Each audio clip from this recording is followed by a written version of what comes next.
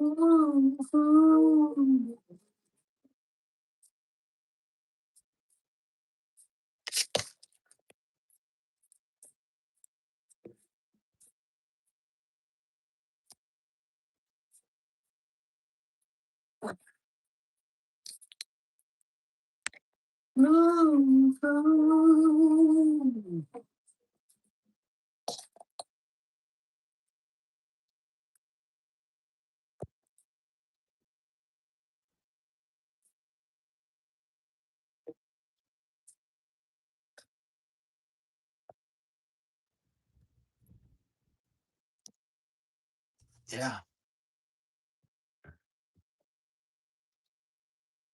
you know it. Yeah, maybe I tried to do this review on Saturday, but yeah,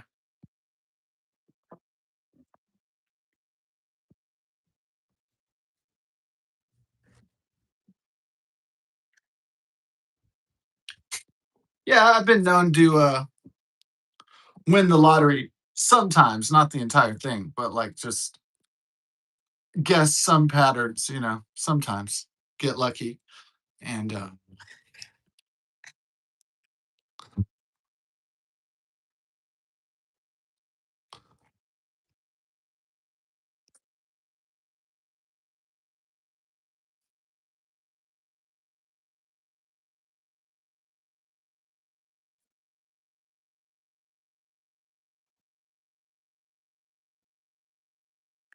yeah, sometimes a photographic eidetic memory savant can remember things, and at particular occasions. So, mm, ah,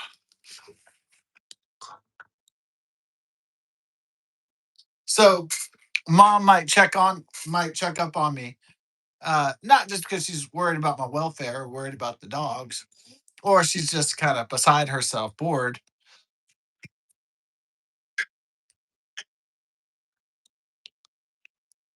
Sometimes maybe she's afraid maybe I won the lottery and I'm beer drinking. That could also be something. She's worried.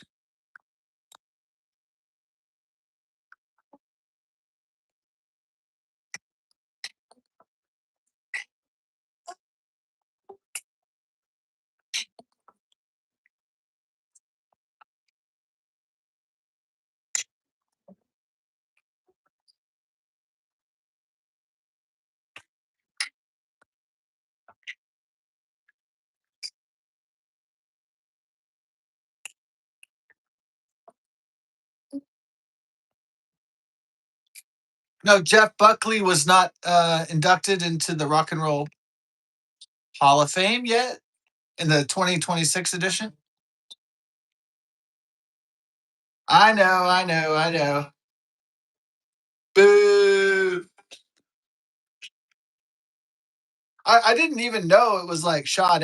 I didn't even know what that was. But I had this one buddy who was really, he just loved African American artists. He just loved African American culture. And not the only guy I ever met like that. That was white. He was a white Canadian Texan. And but he would always be, playing Wu Tang Clan or Outcast, which I really enjoyed. The Outcast. I enjoyed the Wu Tang Clan and all that. Wu Tang Clan was inducted into the Rock and Roll Hall of Fame. I know that might be controversial. Rap and R&B artists inducted into the Rock and Roll Hall of Fame, but I guess rock and roll is like a blanket term for music in general, I suppose.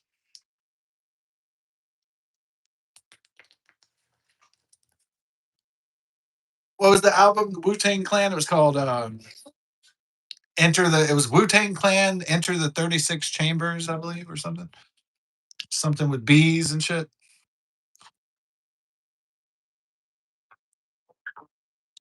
Yeah, they had this one guy called Old Dirty Bastard, and then my friend would play the CD back in the day.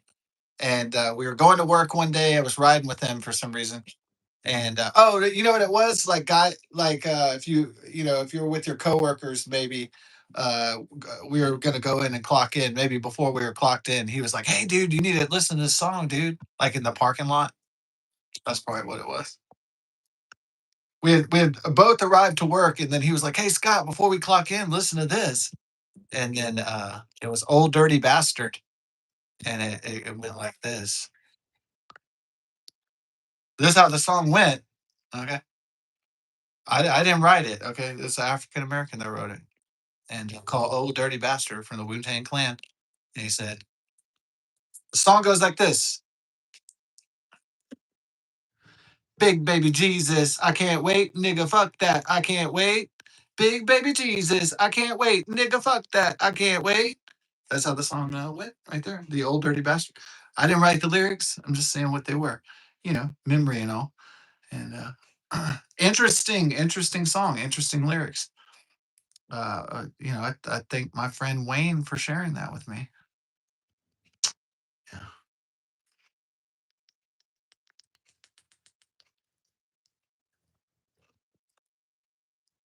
It's kind of catchy, big baby Jesus. Fuck this, fuck that, I can't wait. And nigga, fuck that, I can't wait. I mean, it's kind of like, wow, you can't wait for the salvation of Jesus, I guess.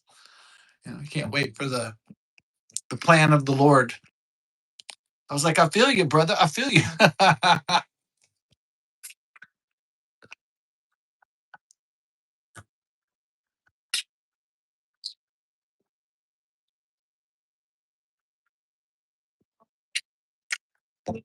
But they had other members of Wu Tang Clan. It was like RZA, Ghostface Killer. There was other guys in it. I don't know all the characters in it.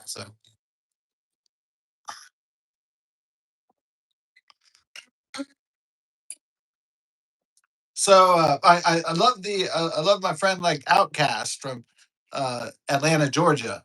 With Andre Ice Cold 3000 and big, is it called Baby Boy or is it called Big Boy, Little Boy? And Andre Ice Cold 3000.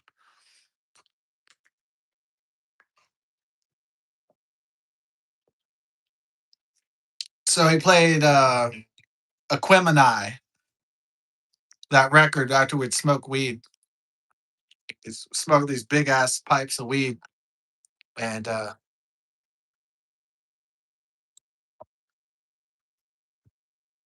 so when we would hit this weed after we would laugh our ass off and play video games and all that shit, smoke cigarettes and say silly shit.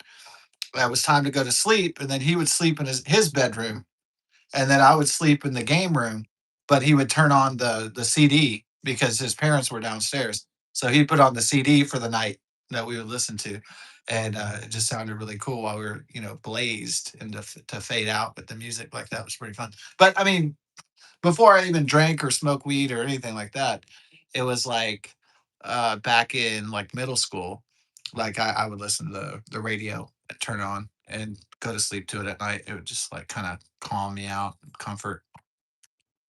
Drug free, no sleeping pills, no alcohol, no booze, no nothing, just straight up music. Real low though. That's the secret. You put the music on real low, and then you just kind of, oh, all right. Your brain kind of focuses on you just kind of you pass out and the music's in the background, real low key, like has a tranquilizing sort of effect a lot of times. One time it didn't work because they had the Mortal Kombat soundtrack. And the original Mortal Kombat, and I tried the same trick to try to put on 104 KRBE, and usually it worked real low on the radio, going to dreamland, except that night.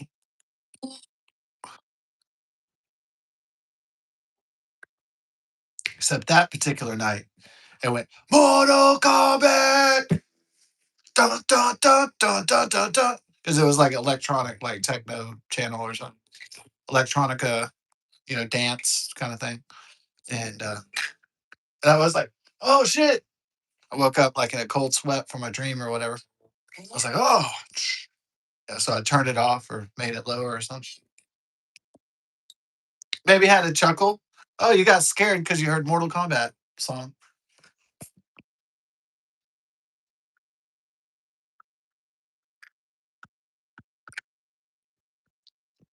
So one of the Rock and Roll Hall of Fame 2026,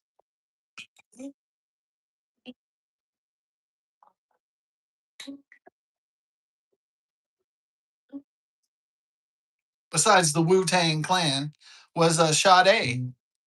You know, an artist from or R&B artist, a female from I guess the 1980s.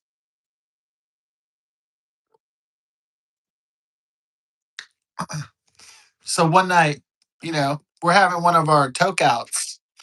So like a cookout, we just had our toke out and hitting the weed pipe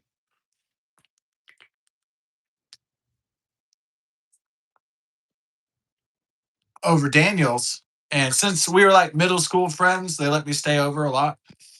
Uh, Plus, my friend Daniel, his brother and sister left to go get a life, and so he was happy to have company, hanging around. And he was happy to have people in his orbit.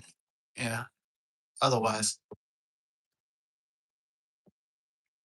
now if you find like comfort in solitude, then it's fine. But if you're really uncomfortable in solitude, then obviously that's not good. So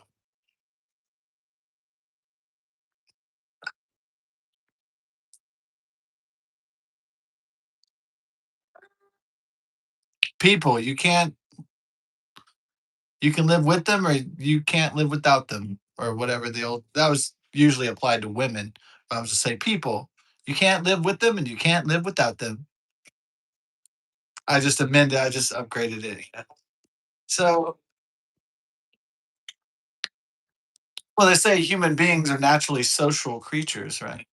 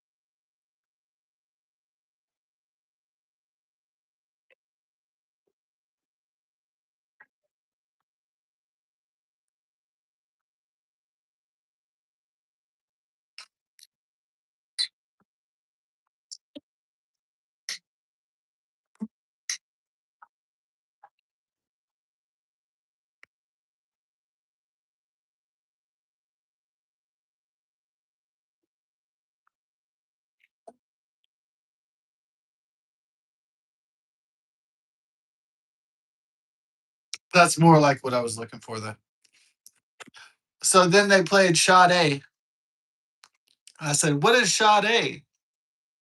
And he's like maybe he's like, "You don't know what Sade is?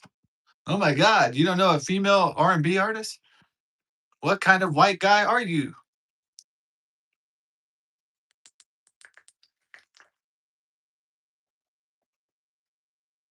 You're a really vanilla white guy.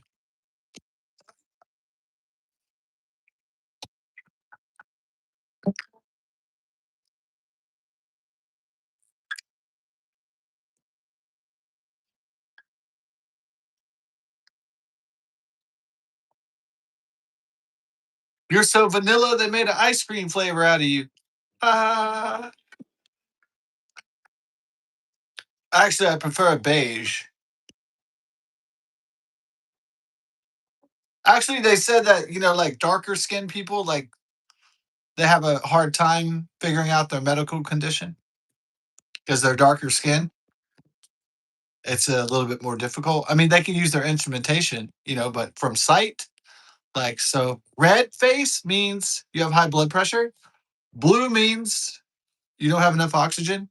Yellow means you're poisoned. Your liver's not working. You have jaundice. So it's easier to tell those things in white people than it is dark people.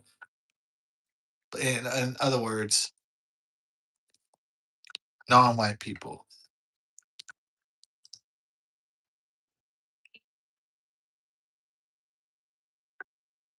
Unfortunately for the white person, they realize when they have high blood pressure, they're running out of oxygen because their face is turning blue and purple. And they realize when their liver is failing because their skin will turn yellow of jaundice. So unfortunately, it's kind of like a good thing, but it's kind of a bad thing because you'll be able to tell. It's a blessing and a curse, I guess.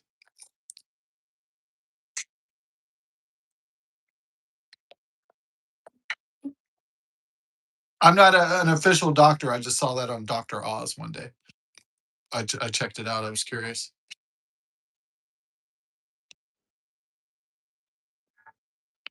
My mom worked at a hospital for a little while. After seeing my dad die of cancer, my stepdad died of cancer, I didn't ever want a medical job. So I never thought about it. And so, I mean, it was probably due to that, spending a lot of time in hospitals was scary. So I equated, hospitals not with care, but with death and pain and sorrow. And that's why I try to avoid them as much as I can, because I equate them with death and sorrow and pain and fear. And maybe even a God that doesn't give a shit too. Maybe I could add a spiritual dimension to it, a faith dimension to it as well.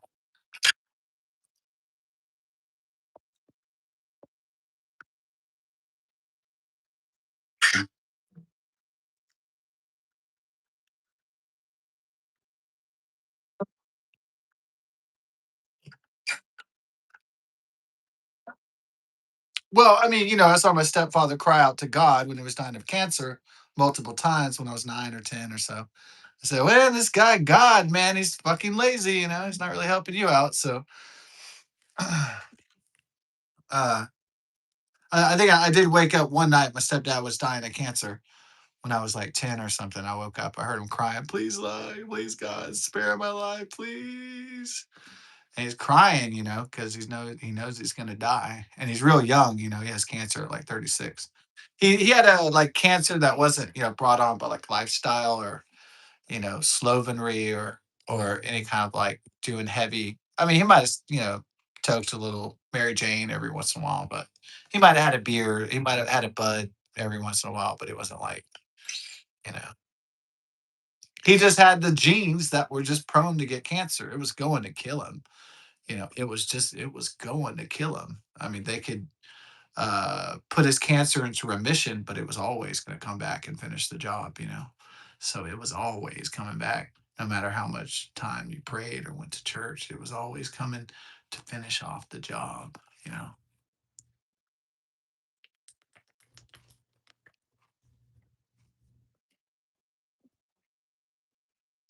He tried everything. Ricky. He we even did it. Like my mom and I, we ate broccoli, lima bean soup all the time. He was deathly afraid, literally, of his cancer coming back. And we had to eat a lot of healthy stuff. And that was my mom really didn't jazz with that. She's a McDonald's mama. In fact, she even worked at McDonald's. And so she has this whole McDonald's thing. And so every time like my one of my stepdads tries to introduce like a diet, she's like, diet, what's that? Like, but I don't know if Rick was really successful in imposing a diet, especially when I was a kid, because my mom would be like, "Hey, if you go to McDonald's, you get a toy," you know. And so even if my stepdad was afraid of dying, um, but I still had to eat shit. I still had to eat fucking lima bean soup.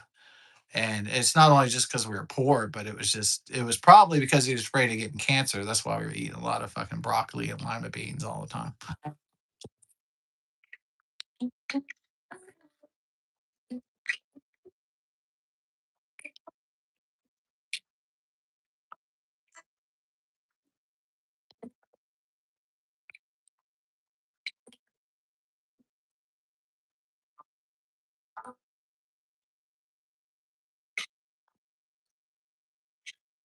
Yeah, that makes a lot more sense. Um, so then my second stepdad, Jim, uh, James, you know, he tortured me when I was in middle school. So it's not like in middle school I got to eat whatever I wanted. What it was, whatever the parents decided what I was going to eat, because I didn't have my own income and my own house, and I couldn't make my own rules and all that stuff. And so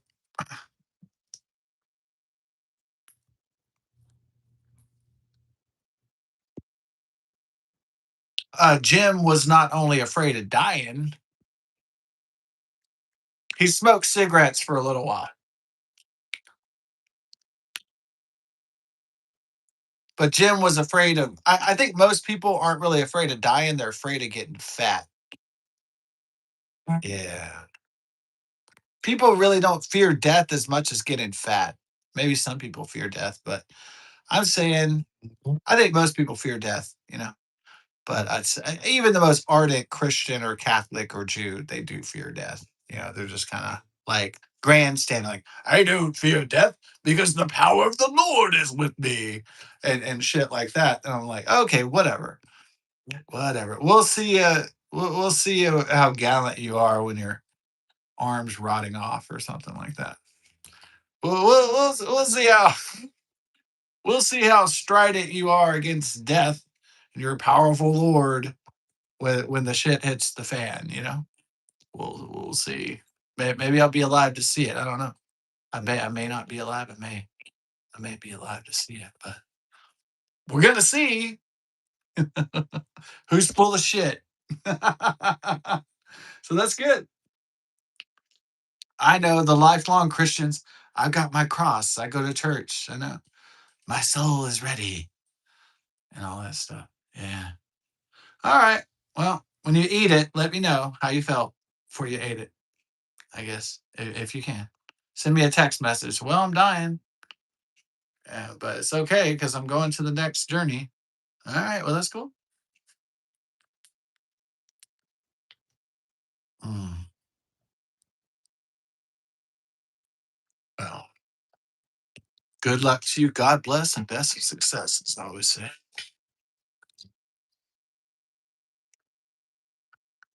So my stepdad Jim, he would impose this diet that me and my mom didn't really want because he was afraid of getting fat, and it was chicken, some carrots, and white rice every single night at dinner because he was afraid of getting fat. And this went on and on and on and on. This monotonous diet, night after night after night after night. How did I jazz it up? I used lemon pepper seasoning, soy sauce, and ranch dressing to get me out of this hell, this culinary hell of this diet bullshit.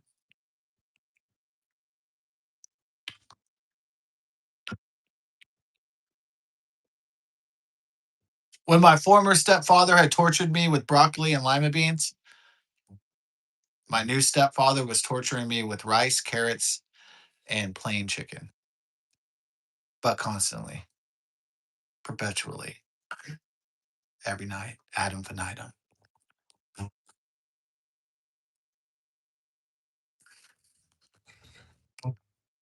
Do you like the explanation of like being in culinary hell? But you can't decide where. That's why nobody. That's especially me. When I see jail, I'm like, oh fuck no, because that reminds me of like having a stepdad. That reminds me of having a family or something. Like I'm like, oh my god, like the state decides what you eat, and they make you eat like this shitty stuff like all the time. That's like to me being in culinary hell. That's why I'm not really eager to go to jails because look, man, you got to eat like 6 month old leftover Air Force fish or some shit. It's garbage. So it's like this goulash.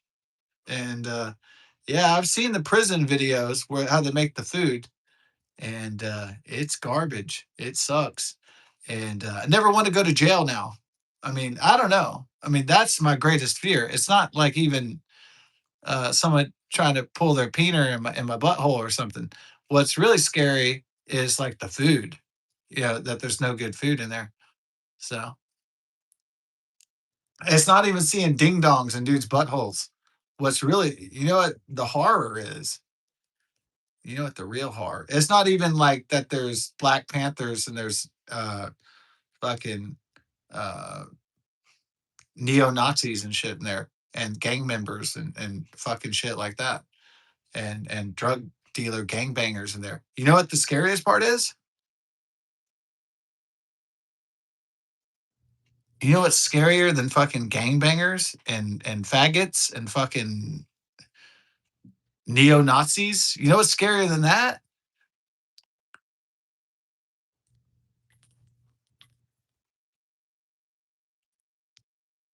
A monotonous menu.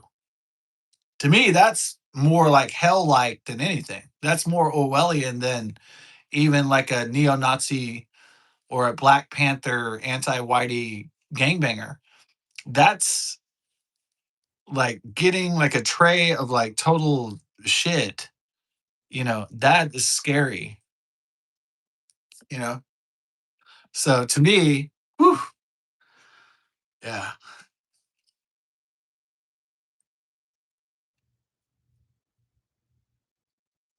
Variety is the spice of life. Monotony is the way of death and hell. That's for true.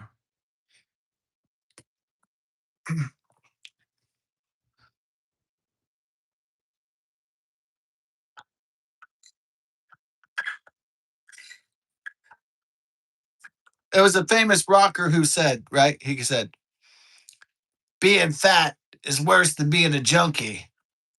Yeah. Yeah, they've been saying all this GPL, GP1 drugs are working for people. Miracle drug, Ozempic, and all this stuff. But the only miracles I could believe in is maybe like Jesus Christ or some spiritual miracles. But when they say there's a miracle drug, like you're unhappy and they're gonna give you a happy pill, or like you're fat and they're gonna give you a wonder drug. I always think, what are the fucking side effects to this and what are the long term adverse reactions to this? Sure, you might lose a lot of weight, but what do you gotta pay to not be fat? Or to be instantly skinny? What's the price you got to pay besides the money to the pharmaceutical company? Yeah, I've always wondered about that when they're like, "Oh, this miracle thing is coming out, whether it's AI or Ozempic." I'm like, "Well, what's the price that you have to pay for it, though? Like spiritually and individually, or as a society? What's the tax really on people when this shit unleashes, by the military, industrial, pharmaceutical, technological, state media propaganda complex. That's what I call the whole thing. Now, in the general President Dwight D. Eisenhower days, they would call it the military industrial complex. And as he said, President General Dwight D. Eisenhower, this military industrial complex of misplaced power will persist and does exist in American life. Now, I did say it's global in scope, insidious in method. That means evil. What was the other one? Global in scope, insidious in method. I have to remember the other one.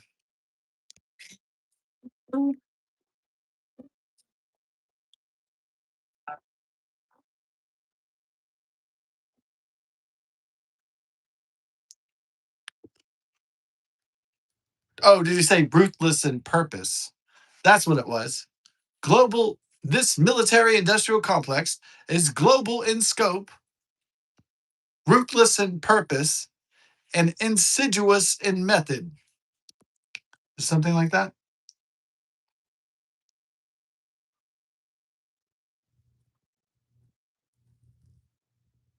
Only an educated and alert citizenry can resist the military industrial technological, pharmaceutical, state media complex. With liberty, the stake. Liberty, that means freedom. It means freedom, unbridled freedom with low regulation and high liberty is a freedom of expression, will, um, being, you know, form, fashion, society, freedom, um,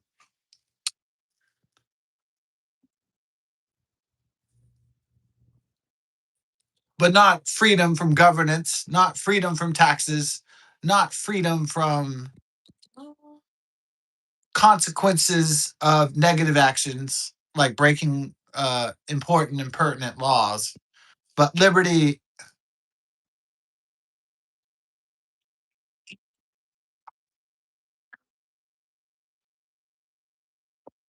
but freedom from overburdening uh, unconstitutional, unlawful incursions by the government and by business interests. That the interests of the people are paramount, supreme to these lobbyists and these business and this military, industrial, pharmaceutical, technological, media propaganda complex behemoth.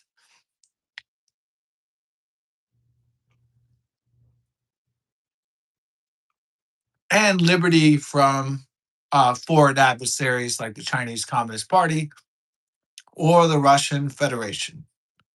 I suppose it seems like a rather ethnic thing with the Russians. It doesn't it doesn't seem very ethnic with the Chinese communists. Their wish for global domination.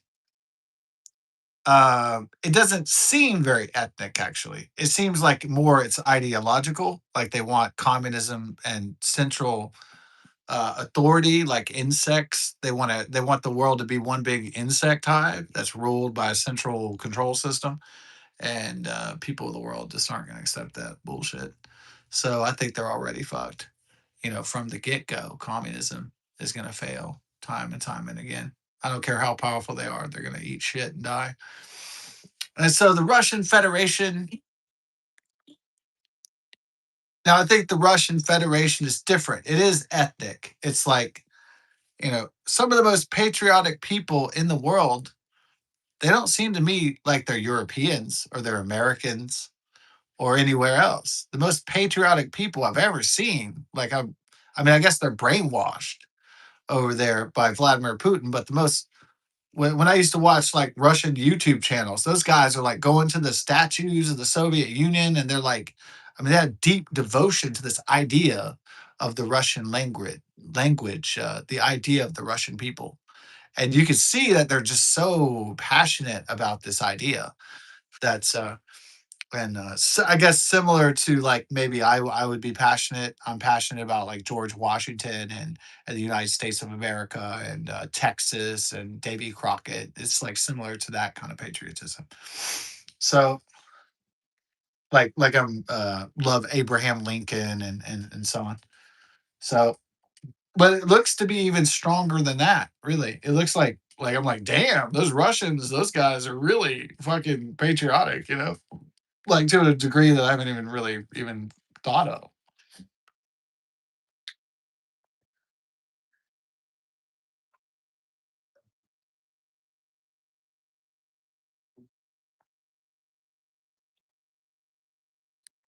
Now, when I was watching Sergey on YouTube, and sometimes he's like, the Russian, yeah. And he's getting really patriotic and he's, saluting the old Soviet statue of communism. I'm like, the communism that failed. I'm kind of thinking to myself, what the fuck? But this is the guy's homeland. This is the guy's language. This is the guy's history. You know what I mean? I mean, I could shit on it all day, but that's where he's from. That's the language he speaks. He's Russian. Yeah. But you see that they really like the West. They would like a greater cooperation with the rest. They just can't. They can't have a greater cooperation with the West because the Russians are under a totalitarian, uh, corrupt control system over there. So they're not allowed to express their love for Europe or express their love for the United States or whatever. They're not. They're only allowed to do it like, but non-threatening to the states. So they're allowed to go to. I think Sergey went to like a Beatles British bar, and that's about all they're allowed to do. That's what they're allowed to do is just go to the bar and fantasize about freedom, but they're not actually allowed to have that freedom. So they're not really allowed to express themselves. But if they go to a British fantasy bar that plays the Beatles and Oasis, then they think they have freedom though, just because they can go someplace or something, you know.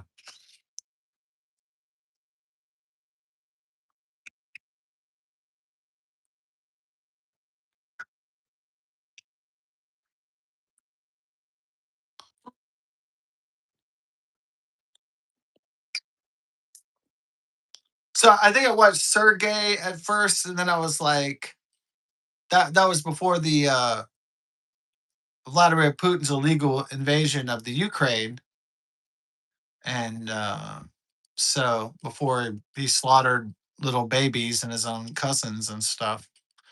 Yeah.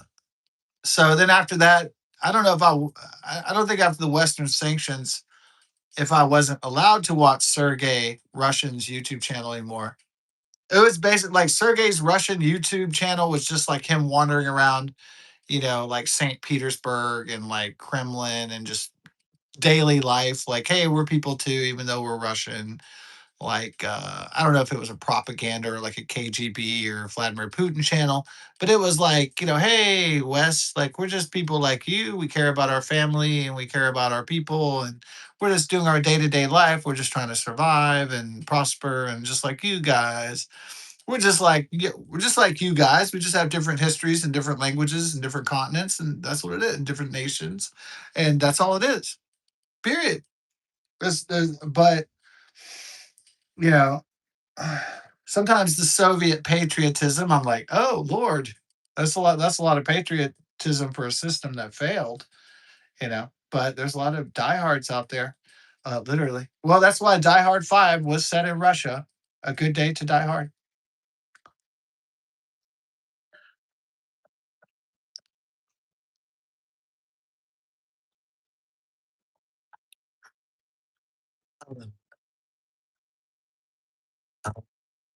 Then I started to watch this guy from Chilibix called No Fuckers channel, Roman, and he was a lot hipper, and he had a lot better English. His English was a lot more solid, so I could follow what he was saying. Though it was kind of like a bro, it was kind of a Gen Z. It was kind of an internet English, but I could still understand it. So it wasn't like an English in terms of like he learned it from England or America where they speak English, or some English speaking country where they speak it fluently. It was more like he had learned it like through pop culture or watching like John Wick movies or Gen Z internet slang. So his speech is it's pretty good, but it's like sometimes foreigners from Romania or from Eastern Europe or from Russia, when they learn English, they learn like they watch shows and stuff and the way they speak, but it's not like pure. It's like pastiche. It's like a cartoon version of the language.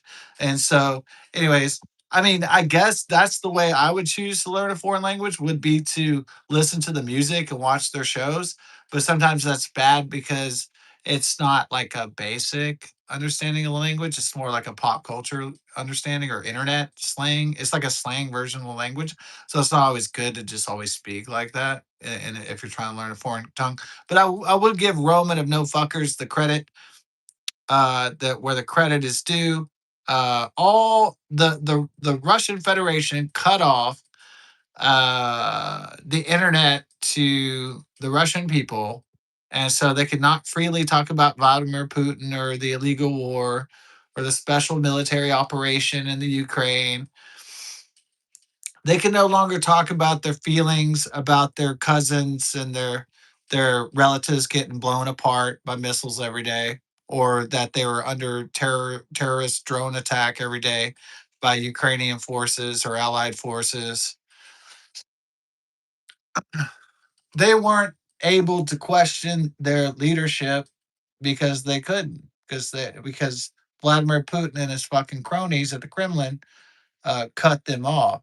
So eventually Roman had to flee to Portugal, where he lives today. He can't live in his own hometown.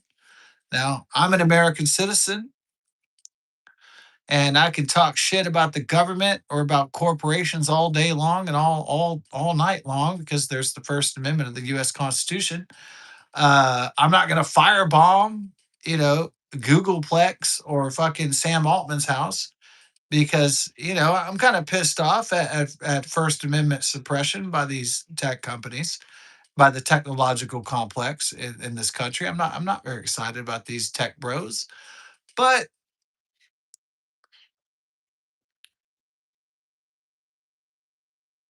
I'm not going to do anything illegal because I like good food. So yeah, is that the only reason why I don't do anything illegal? Is because I like good food? That's it. Well, I mean, there's a loss of freedom. There's a loss of like activity, of course, but you have to eat a lot of stale food though, and old fish, and I'm not down with that. So fuck that. I'd rather die than that. So no way, Jose. That was good. Yeah, yeah. So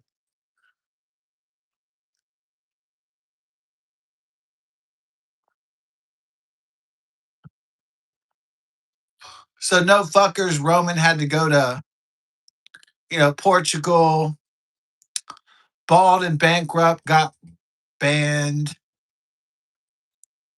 This guy, bald and bankrupt, he has like the dialect of like Pete Townsend from the Who, but he knows Russian fluently. He knows all these different languages to get around at least Slavia, at least like Cyrillic alphabet, like Russians, the Russian alphabet countries and breakaway republics. I mean, the guy is like a fucking genius, but these guys get banned, or arrested. They get kicked out of Russia or whatever. And one guy is a Russian that gets kicked out of his own country. It's just fucking crazy. But in terms of YouTube videos, I would say Bald and Bankrupt and No Fuckers and their collaborations as well are like some of the most entertaining videos on the internet I've ever seen. You know, it's just like it's really a tragedy. It's really a tragedy what happened to the Russian people. Like this is a fucking tragedy right now that we're witnessing. And so there's so many tragedies, but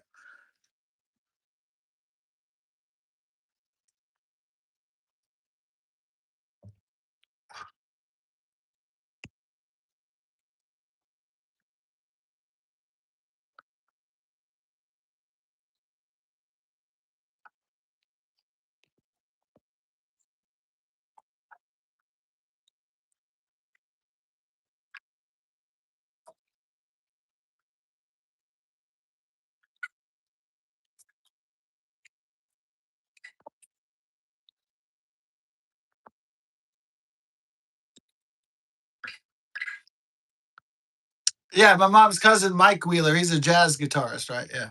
But he's not on Stranger Things. That must have delighted Mike Wheeler, right? When he said when Stranger Things had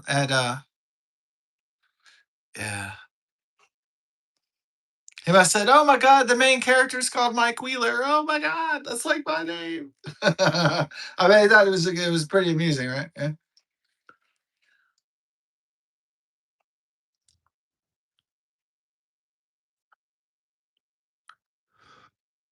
Yeah. So I think that it's not just that the Russian Federation by Vladimir Putin are blacking out the internet for the Russian people, making sure they're not in contact. So basically, what's happening here in the world is that they're making sure we can't communicate with one another. So the governments and the corporations are making sure that I can't talk to a Russian guy and he can't talk to a Texan in the United States, and then he can't talk to another guy from China. You see what I'm saying? Like they're not allowing us to talk freely and openly in every country in the world. There's only one country that really guarantees that kind of freedom of communication, and that's voila, the United States of America. But the world is trying to have freedom of communication as light speed communication prevails, and totalitarian communist nations are not allowing people to freely converse and communicate. Ooh, big problem. But isn't the world going to demand its communication? Will not the world demand its freedom and liberty? Would it not be the United States only that demands freedom and liberty? Will it also be the world that demands the same thing? And the same respect, the same fucking courtesy, the same fucking life? I think so. So, man, do I think it's coming?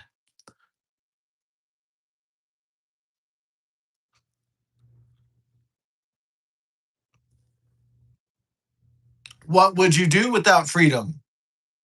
William Wallace from oh yeah, back to the other story, right? So Derek I'm sorry, Daniel is playing we're about to have our, tote down. We've already played Nintendo 64, which turns 30 this year. Don't worry, I'm gonna do episodes on that. And we, smoked the bong, we played the wrestling, we played the Mario or the James Bond or Double Goldeneye or whatever. And then it's like time to go to sleep. So then he puts on the CDs. And he's a rich doctor's kid, so he's got all these gadgets and stuff back in the day. And he goes, "Hey man, I'm putting some Sade." And it's, "Sade, what's that?" He's like, "Well, I'm so stoned." I'm like, "Whatever. You can put on Kid A. I don't care what it is. You can put on whatever A you want to, except not my ass." Faggot. So then, oh, not that kind of A. So then, oh, okay. So the artist is called Sade. And then all of a sudden I hear this voice and I'm like blazed off the marijuana. And I hear like, "Oh, sweetest taboo. Ooh." And I was like, what the fuck?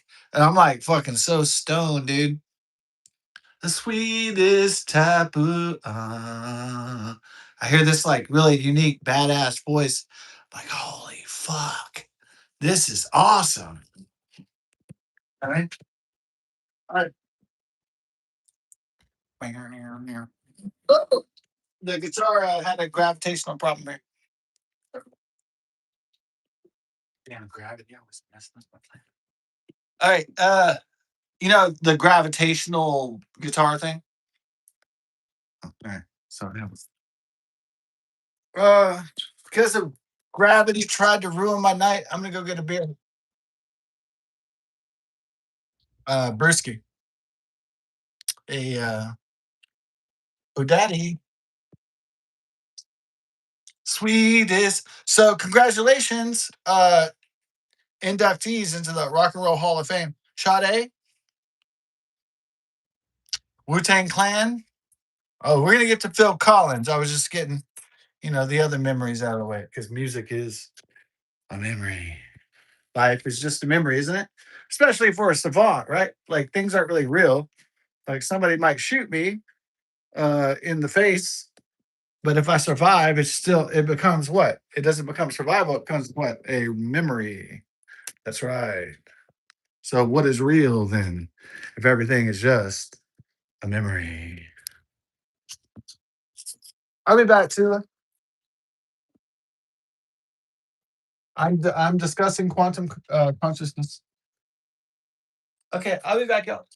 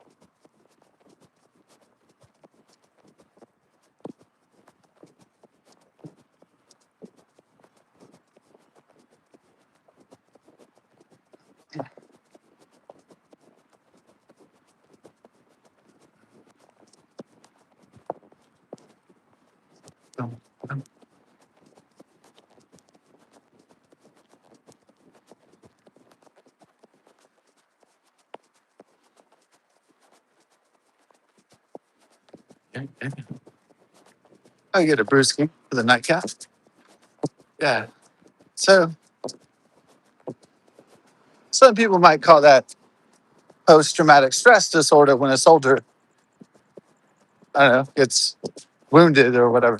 I guess it depends on the intensity of the wound, how bad the trauma is. But still, if the soldier survives or the victim, then the victim or the soldier, um, it still just becomes something that happened in the past. It still just becomes a memory. It's just data. It doesn't really mean anything. Not really, because it's already over. Bang, bang, bang, bang.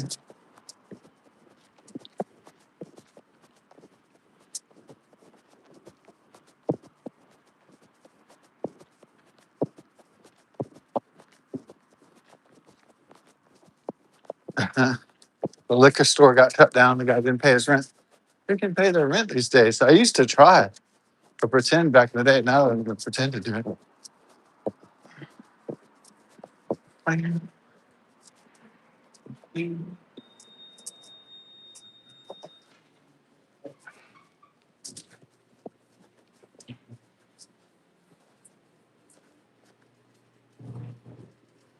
Oh, interesting.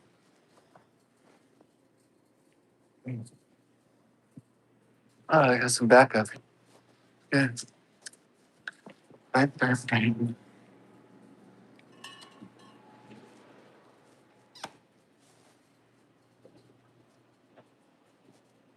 Bang.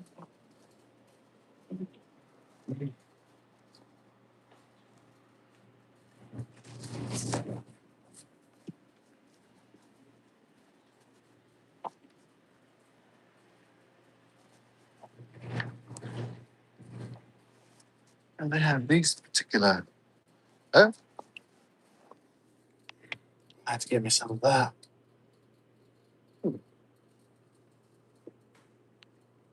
Dish clove liquid.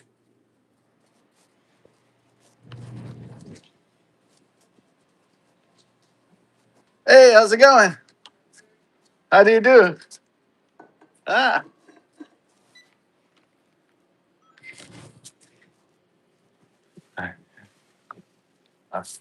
you about to close out? Yeah. Oh, what time do you leave on the weeknights? 11. Oh, okay. All right. Thank you. 11. Okay. 11 dot. Thank you, sir. I'm sorry for interrupting your process. Thank you.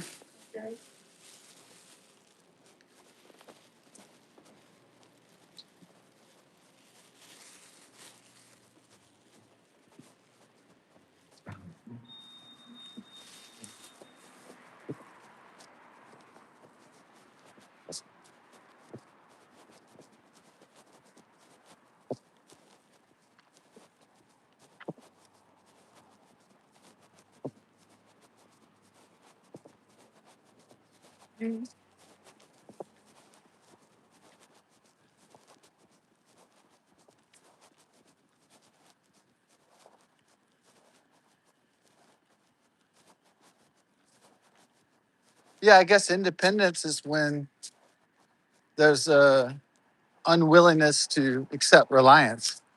So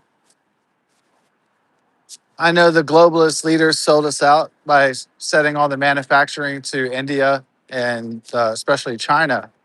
But it's not like we can't take it back.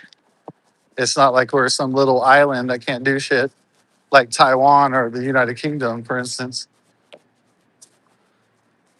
We're a massive motherfucking country in a massive motherfucking continent.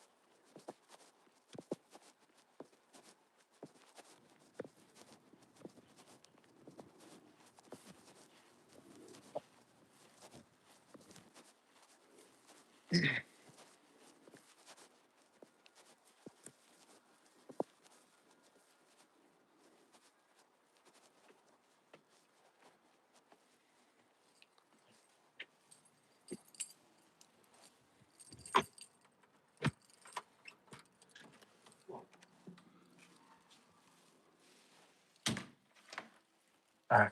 So I put on the Mummy so my dogs would enjoy. All right. Oh, hope they enjoy.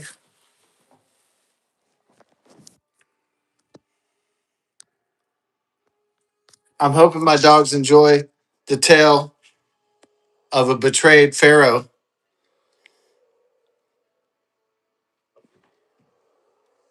who stuck a dagger through his wife's heart and he came back for revenge from the undead to destroy the world. I hope they really like such a story because that's a beautiful story. That's a very nice story. I really like that. I've always liked that one. Imhotep and yeah. Didn't you always like the story of the betrayed Ferris who was stabbed through the four-chambered heart, came back as a demon to enslave the world in darkness? I always thought that was one of my favorite stories. My God, it's on tonight. The Mummy 1999.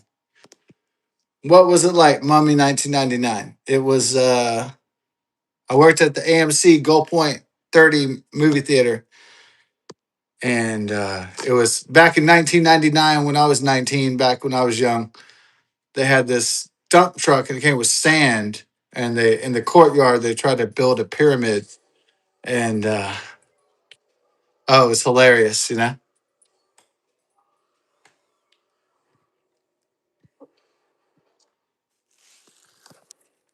They built a pyramid in Texas. You know, it's not exactly Egypt in Houston, Texas, right? So that's what made it funny. I think I have to take a shit, but there's the mummy. There's Imhotep or whatever, or Imhotep, or I don't even know what his name is. All right. That guy, you know, he's like really intimidating, right? Like, it's not the guy. Yeah. A lot of people aren't intimidated by me because I talk a lot. Yeah, sir, talk a lot. But man, that guy doesn't say much, you know?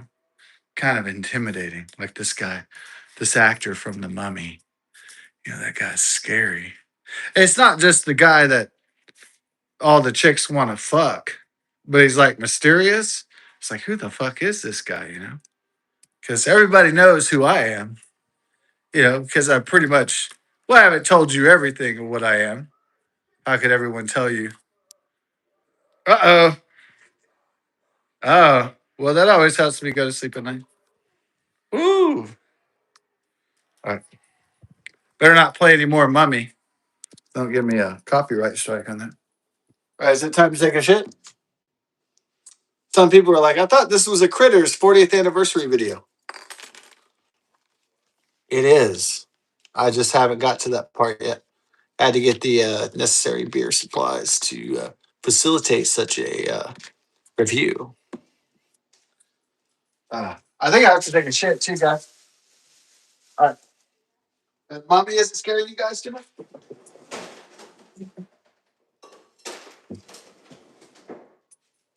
All right, let's go take a dump. So the dump is taking a dump is when you have to take a shit, like everybody knows. But this time, I gotta take a shit. You know what I mean? And this was gonna be sneaky, guys. All right, so go ahead and take it down. So we're on the throne. All right. All right.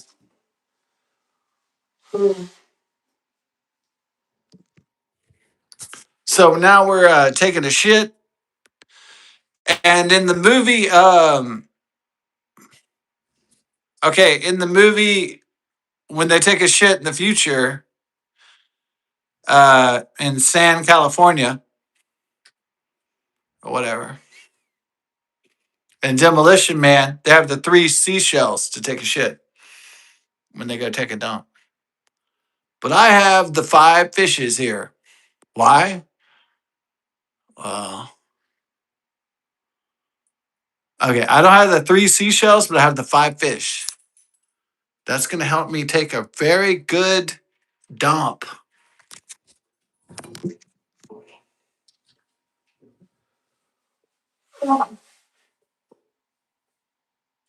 No, I think my favorite moment on a live stream, I took a shit on the live stream, and some guy was like, "Are you really taking a shit on live stream?" And I love that he was like, "Are you really taking a shit on live?" Like it was accusatory tone, accusatory sentence. Are you dude? Are you really taking a shit on live stream? And I was like, I'm not showing me take a shit because that would be obscene. You know, I would get the channel would get banned if I like showed my butthole and like turds coming out. Come on, dude. It's like, I mean, is it in the same room that I'm taking the shit? Yeah, but the camera isn't on like my butthole and turds and flushing toilet dog. So that's a little bit different. You know, that's a whole new level of streaming. So I mean, live stream could be like you're taking a piss, dog. So come on, dude. What kind of streaming are you talking about? Somebody just pissing or what? Woo.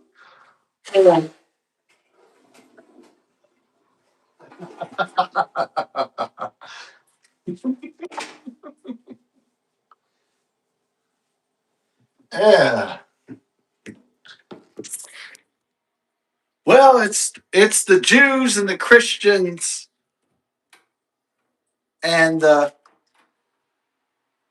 Muslims and the Hindus and the Buddhists.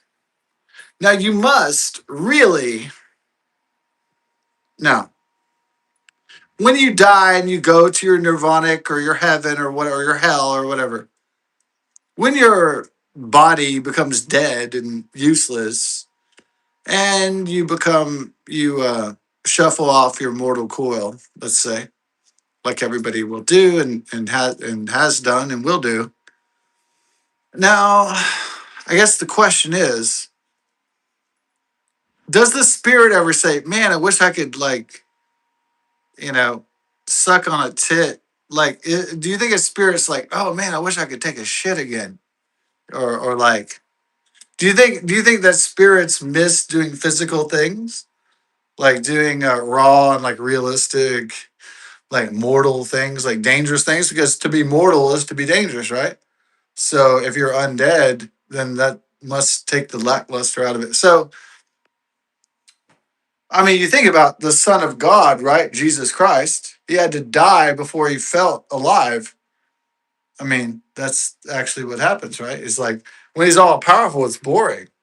When he's the Son of God, it's kind of bull. But when he dies, man, does he feel alive, right? Feels like a real man. Wow. That's pretty fascinating. Even God is bored with being God. That's pretty heavy, you know what I mean?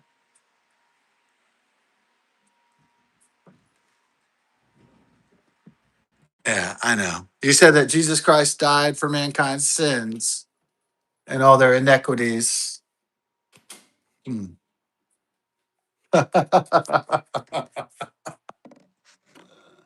Yeah.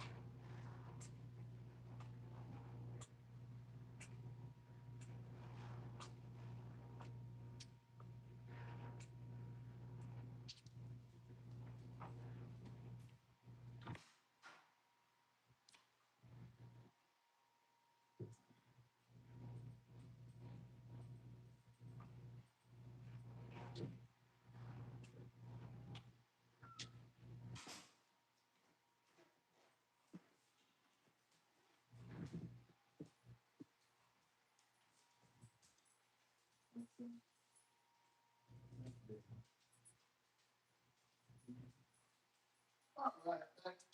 We got to land balance stuff. Okay. Okay. Are you okay? You want to go lay down on the bed? Okay, just don't rock it. You get down, okay? Get down, baby. Okay, sweetheart.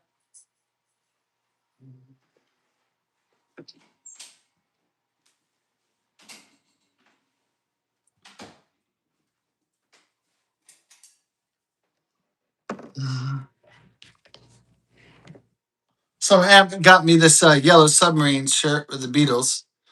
So I wanted to showcase it eventually. For my 46th birthday, May 21st, 2026, and my 46th birthday, like Gautier and Kevin Shields and My Bloody Valentine, and other Geminites as such as I. Geminites. God bless you, Geminites.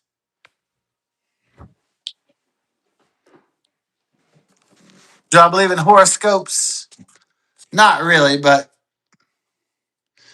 you know, Geminites always seem kind of flighty to me. I love Geminites, but the problem with the Geminite hood is, fluctuating ideas. It's always fluctuating, so you got to be like really stalwart to, you know, maybe a lot of people aren't handling the change of the world right now with technological evolutionary change and AI and all this stuff. A lot of people are handling the change very well. And I understand not being able to handle the change, but I've always been pretty adaptable. So I've always been really good as a millennial at technology. I've always been good as a Gemini at dealing with change. So maybe it's not change I have a problem with. Maybe it's permanence. Maybe that bothers me more.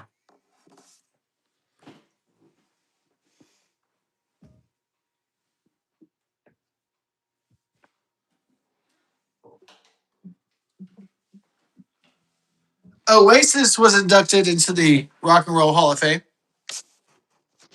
Oh, you're like, I thought this is a Critters video. Yeah.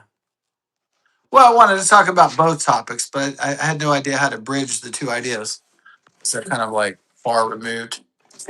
So they're kind of desperate, disparate ideas. They're kind of, like discordant ideas. They're not really like ideas that are like the only thing that sandwiches the ideas between Critters and like fucking uh the Rock and Roll Hall of Fame is the fact that a lot of these guys, all of these artists are like basically from the 1980s.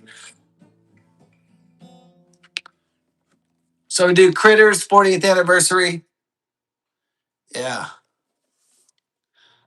So read the back of the box.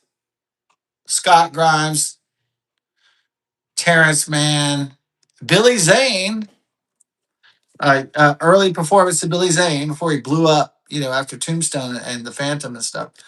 Both thumbs up, said Ebert and Siskel about Critters, a horrific story of carnivorous aliens who come to Earth in a feeding frenzy for human flesh. It's no picnic for the Brown family when a lethal litter of Krites arrives unannounced at their Kansas farm. Trapped in a deadly nightmare, the terrified Browns fight for their lives against the attacking bloodthirsty monsters. But it's a losing battle until two intergalactic bounty hunters arrive, determined to blow the hellish creatures off their planet. It's an alien adventure full of action and just crawling with critters. Yeah, this is still the 1986 this is it. This is the VHS, Hi-Fi, RCA, Columbia Pictures Home Video. This is the deal. This is the art. I still have the original fucking thing. What it says. Okay. New Line Cinema in association with Smart Egg Pictures prevents a show films productions. Critters, starring D. Wallace Stone, this like hot ass babe. M. Emmett Walsh, which he was in the Joel and Ethan Coen brothers masterpiece Blood Simple, and also Of course, you remember him talking about void comp and about skin jobs in Blade Runner 1982 by Ridley Scott with Harrison Ford and so on. It's skin job, void comp. They're talking about, like a dystopian future where there's human like androids and humanity's fucked and all that stuff. So there's one guy in a tower with $1 trillion and everybody else is broke and destitute and everything. It's like a depressing earth. All right. Billy Green Bush, Scott Grimes, of course, Nadine van der Velde. Now that sounds very, now she's not a particularly hot chick. Nadine van der Velde, it sounds like a chick that was cast because she knew she had the right family or the right people. Nadine van der Velde. No, it doesn't just sound German or Polish. It sounds like I've known Vander Sloots and stuff from the Netherlands and Germany and fucking this Nadine van der Velde. That sounds very like she's part of a royal family, like she's part of like some kind of bloodline. You know what I mean? Like she got the part because she's like part of a bloodline. And then it's Don Opper and Terrence Mann. Okay. Uh, Director of photography Tim Scherstedt, German. Music by David Newman, Jew. I'm just joking around. Associate producer Sarah Risher. Screenplay by Dominic Muir and Stephen Herrick. Executive producer Robert Shea. Produced by Rupert Harvey. Directed by Stephen Herrick. 1986 New Line Cinema Corp. All rights reserved. Wow. Critters. That's it. That's the whole box, right? What I got to say about it from my childhood? Yeah, I was gonna get the bare bone basics, and I was gonna talk about it. Right, but I wanted to do it with some beer because sober, I don't really think I could like convey. I could do this. I could have done that sober, but I thought, nah, it's not gonna have the same emotion if it's sober. Sober is fine, but sober is kind of boring. But being drunk is kind of like, wow, it's kind of like got some emotional heft to it. So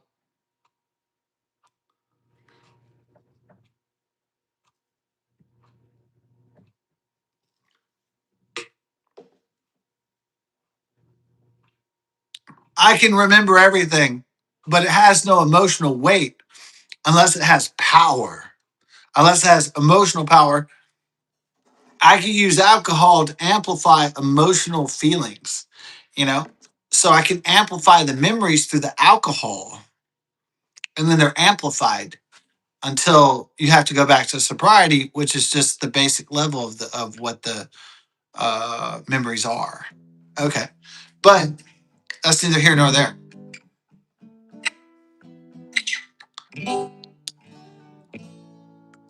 So I see this movie, and I guess it comes out in 1986. I know this VHS says in 1986. So in 1986, I leave, you know, Jennifer, the goddess Jennifer,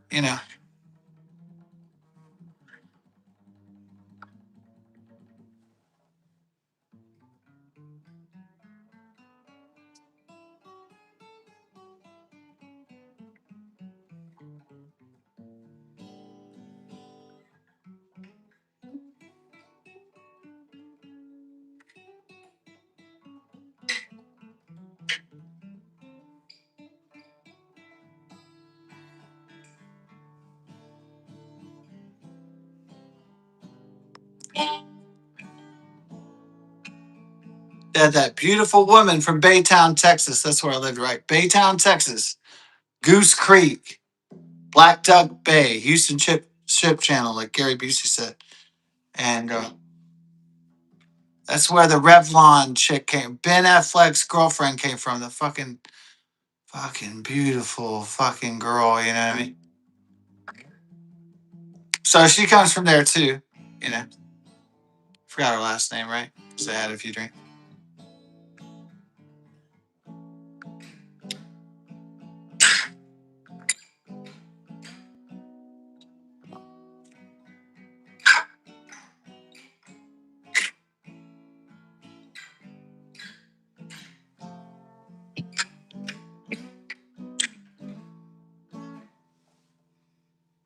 Yeah.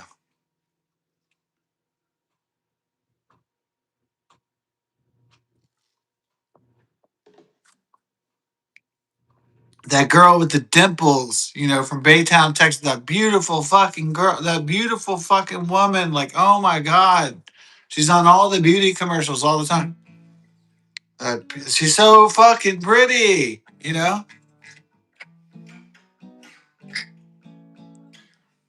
So fucking pretty, like crazy pretty.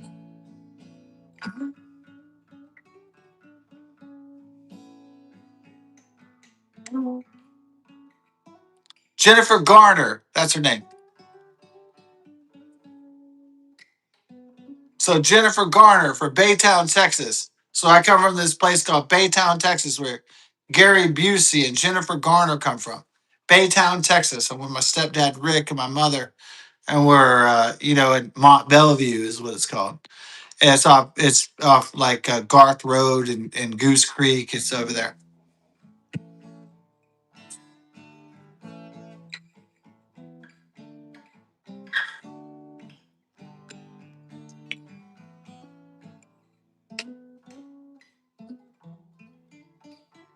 So my stepdad Rick, my young mom is hot. So my mom is like a prized possession in the male dominance hierarchy or whatever. So as Dr. Jordan Peterson was, so my mom's hot. So she's like a prized possession because she's really beautiful and all that stuff. And so men try to fight over her, and men try to dominate the universe because my mom's so pretty, and that's what happens. My mom's attractive. Okay. So,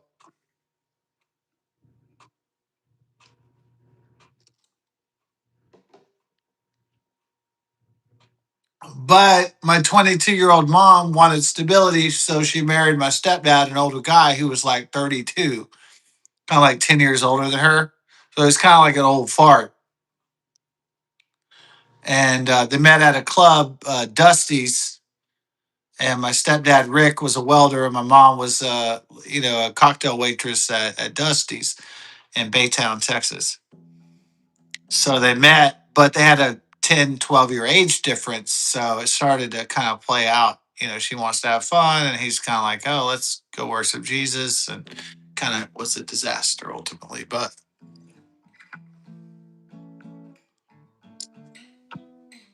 there was a lot of love. There's love there, in the relationship. There's a lot of love. So I'm not complaining about it. But now in those days, the men were like they're reading from the Bible, and in the Bible it's like men dominate the women, and women can't say shit. They have no authority in the Bible. There's no Mary Sue in the Bible. There's Mary Magdalene in the Bible, but there's not like a powerful woman in the Bible, except for Mother Mary or something. But there's not like powerful women in any religion, really. If you think about it, there's not powerful women calling the shots. I mean, maybe in Hinduism or something like that, but most Judeo Christianity or Muslim is like women are always like way back. They never get authority. They never have control over men or anything. So in the old school days, even after the sexual revolution, the man was like, I work hard, I pay the bills. So do what I say, woman. Fall in line, fulfill your duty as a woman, and get married and fulfill the oath of God and make children and take care of the children, and I'll provide and I'll keep on working and stuff like that. It wasn't like harsh and oppressive, but it was kind of like that, right? So it was kind of implied that the man would do the labor and the woman would make the babies and continue the human race. That was the social contract. That was the bargain that humans had entered into for, maybe it was hundreds of years, maybe it was thousands of years, but that's the basic contract. You take care of the kids, you have the kids, and I'll provide for the kids. Boom. That was what they call the nuclear family, especially after World War II.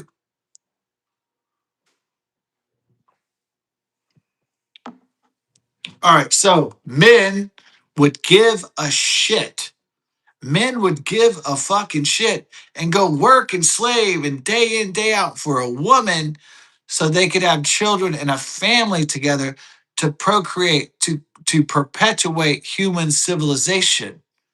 That was the social contract for decades, maybe even centuries, maybe even thousands of years. That was unbroken. That was unshaken. That was always almost understood.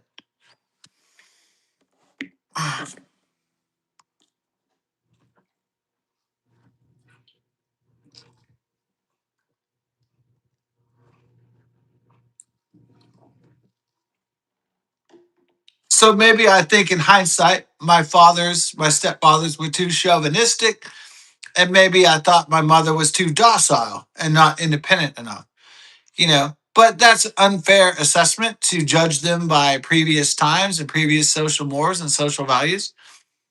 That's unrealistic to judge people from the past with current, maybe even unsuccessful social contracts and malaise.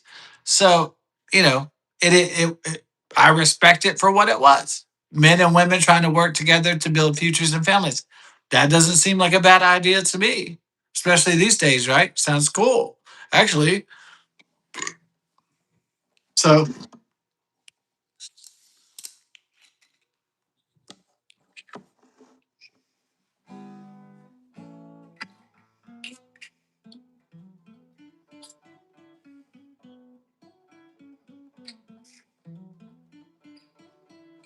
but, my mom was kind of too hot when she was 22. Hot girl with big blue eyes and brunette hair and foxy and all that. And so all the guys were kind of going after my mom like guys would go after Gabby Petito. Gabby Petito was that hot young blonde, that skinny blonde, that sexy blonde. And so guys were going after my mom like that all the time. And my stepdad, who was like 10 years older, he was like 30 and my mom was like 22. He didn't like that. So his brother moved out to Dayton, Texas, in Liberty County. And really, we moved out there because he didn't want other guys looking at my mom's butthole. And so he didn't want other guys checking out my mom. That's the reason why we went out there. That's the reason why we went out to the fucking sticks. Left Baytown. He's a jealous guy, of course. He's a jealous guy. He's never had it so good with my mom. He's never had a pretty girl. He's never had a love in his life. He's never had that, man. Of course, he would be protective of it. I mean, it's kind of extreme, but the guy.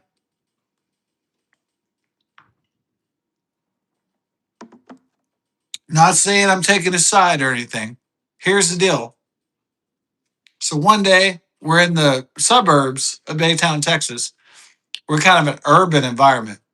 Then one day my stepdad's like, "We're moving. I bought some land in Liberty County. So we're moving to the fucking country." And like my mom's like, "What? You didn't ask me or my family?" He's like, "Well, you're a woman. I'm a man. So whatever I say goes, biatch." And she's like, "Well, I'm in a marriage.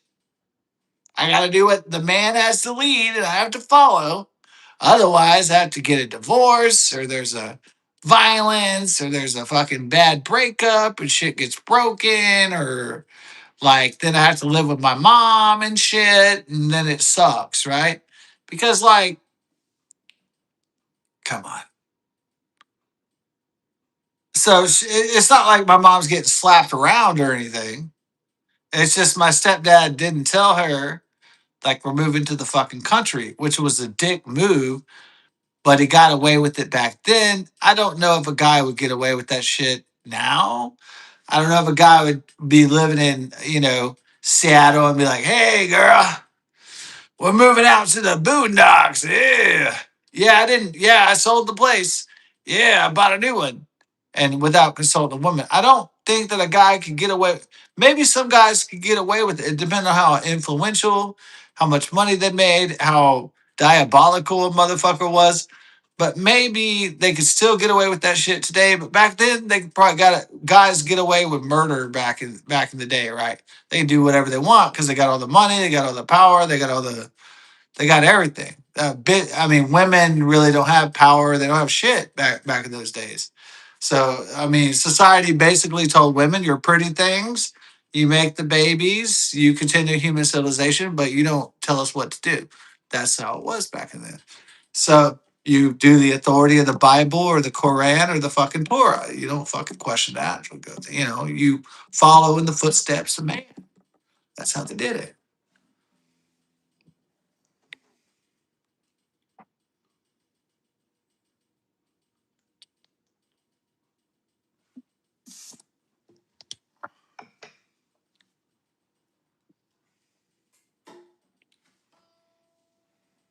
Now, I believe in a chauvinistic religious view of society and its structure? No, not entirely, but I don't think that women are fully equipped to rule because they won't make tough choices because they're feelings. So I don't think that women are tough enough to make logical and coherent choices without consulting their feelings. So I don't think that women, even though they're prominent in the Democrat Party, are should be politicians. I think they should stick to their original role, which is making procreating human beings. And of course, they should have the freedom to run for public office, but I don't think they're fit for it. I don't think they should be leading mankind. I only think that men should lead in top prominent positions in mankind. That's not really a chauvinist perspective. I just don't think that women can make tough decisions in the line of fire. I really don't think they can. So that's my personal opinion. That's not what society thinks, but that's what I think.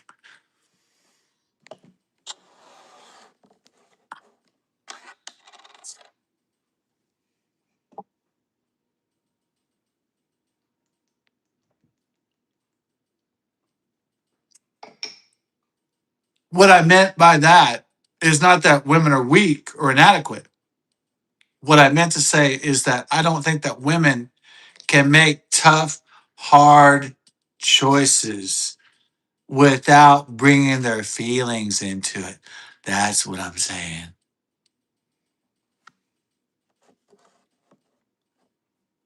And I think electing women to higher positions of power and office is a fucking disaster for any state, province, or republic in the world of man. Because a man has to be tough, a man has to be strong and defend his homeland and countryland. He can't be concerned with his feelings. He has to do the thing that is right. And I don't think women, biologically, with maternal instinct, can do that thing. Or at least most women can't. Some might, but most women can't do that. So that's why I'm suspicious of female leaders. And if you notice, there's a lot of female leaders in the Democrat Party. That's not by accident either. So my mom was like, "What? We're moving to the country." And I'm like, "What? We're moving to the country. Yay!" So I'm like hip hip hooray. Because I'm like 6. I'm moving from an urban environment to a rural environment. I'm ecstatic. There's fucking turtles, there's snakes, there's squirrels, there's birds. I'm like, yes, there's like tall trees, there's like fucking creeks and rivers and country people. I'm like, oh my God, this is fucking this is like fucking heaven, you know? My mom's like Zsa Zsa Gabor, like in Green Acres, like fuck this. But I'm like in heaven. I'm like, I'm in the fucking country with the fucking rednecks. I love it. I fucking love this shit, you know? I'm like, look, there's lizards and fucking snakes and fucking like I'm going through the woods like a fucking hillbilly, fucking dude. I'm having a fucking blast. Like this shit is tits. Man, I'm fucking loving every second of it, dude. My mom's like, yeah. My mom's pissed because my stepdad's cutting her off because she's hot, cutting her off from her family and shit like that.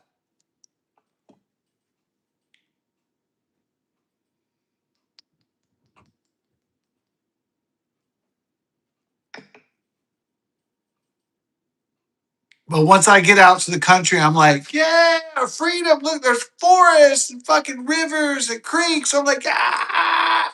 I'm so ecstatic. I'm like, yeah, this is like the best place to be a kid, you know? They say Chuck E. Cheese is the place where a kid can be a kid. Oh, no, you've never been to Liberty County, Texas. That's where a place could be a kid. Go out to the forest. Go see the wild.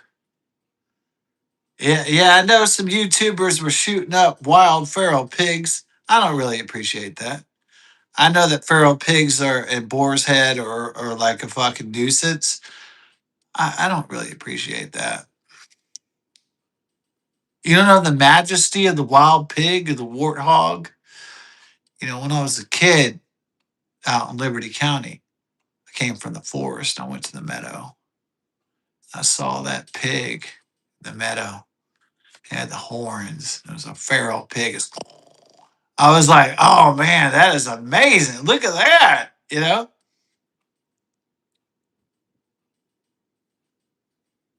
So if you guys can't appreciate nature, then how in the fuck are you gonna appreciate creating a moon base or a Mars base?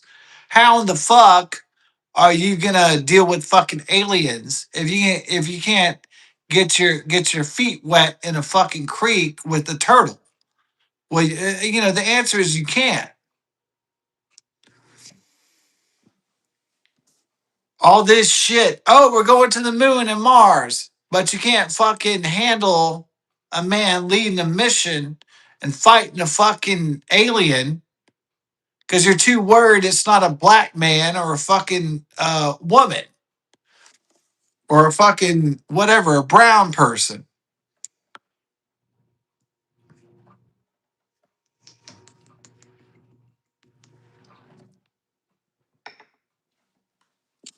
Do you think the universe, the wild, big universe, gives a fuck if it goes up against an American, a Russian, a white man, or a black man, or a woman, or a fucking Jew, or a fucking Arab, or whatever? It doesn't give a flying fucking shit. Space and its planets and moons, they don't give a shit where we're from. They don't give a shit about our languages, our politics, our history, or anything. It doesn't fucking care. All it cares about is can you survive it? That's it. That's all. It's just like any nature you've ever been through, like Davy Crockett through the forest of Tennessee or Texas. Can you fucking survive? That's it.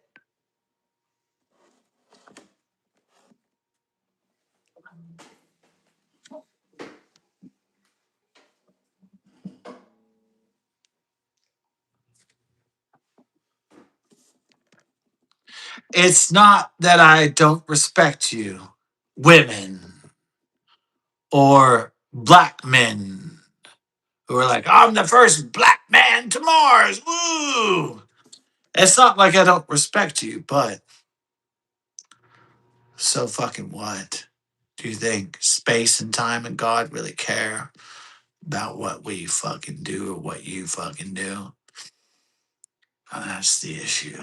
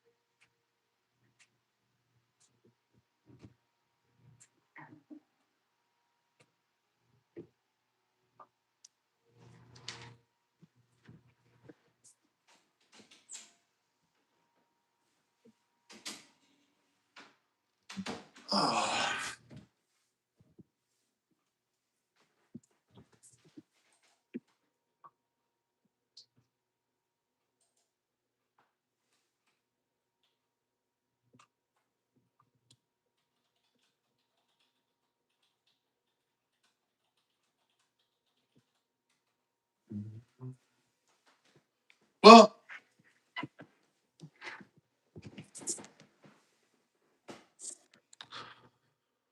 I don't believe a man should stand behind another man. I don't believe a woman should stand behind a man. I don't believe that any race or ethnicity or color should stand behind another unless they choose to do so voluntarily.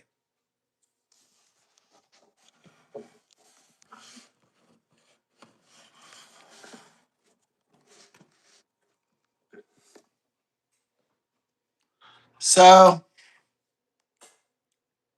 moved out to the country in 1986 after I went to kindergarten in Baytown. So, in 1986, I played this movie, Critters, VHS. But aliens came down to Earth to a small farm and attacked it. As early performances from the great Billy Zane from Tombstone and The Phantom and so forth, and Titanic, obviously, of course. Oh yeah, that is, that's a weird. I didn't even thought of that. Oh my god, that's all. Oh my god, my memory does bring the circles back, right? Every memory is a circle. Is that why I did so much good at exponential algebraics? Because everything's a circle is circular math. Oh my god, that's just like the brain, circular. Leonardo, Billy Zane was in Critters 1. Critters 3 was the debut performance of Leonardo DiCaprio. Titanic has Billy Zane and Leonardo DiCaprio as antagonists and protagonists. Genius. Actually, I never thought of that before. I never thought of the different axon, the electron connections. I should have known. I didn't think about it until just now, until that neuron fired the memory. Memory is just, oh, oh, oh, you think that I think that life is just data? Yeah. You think I'm not going to feel it when those I love die? Yeah. Am I going to think everything's just data then when my people die? Well, no. I'm going to feel something else. I guess I'll feel human then. When people I love die, I guess I'll feel sorrow and remorse. I guess I'll feel like a human being, I suppose. I guess that's what I'm supposed to be, isn't it? I guess that's what I aspire to be. I guess that's what I'm supposed to be.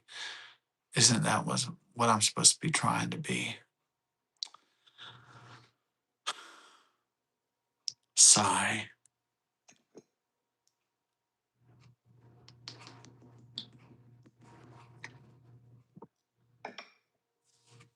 Is it a coincidence that Leonardo DiCaprio, his first movie was Critters 3? Billy Zane, one of his earliest roles was in Critters, and they were in Titanic, 1997, one of the biggest movies of all time. Is that fucking coincidence? Give me a fucking break. That doesn't seem like coincidence at all. That seems like a fucking journey, doesn't it? Yeah. Well, it could just be coincidence. So I tried to watch Critters 3. It sucks so bad. It's the screenplay. They have really bad actors.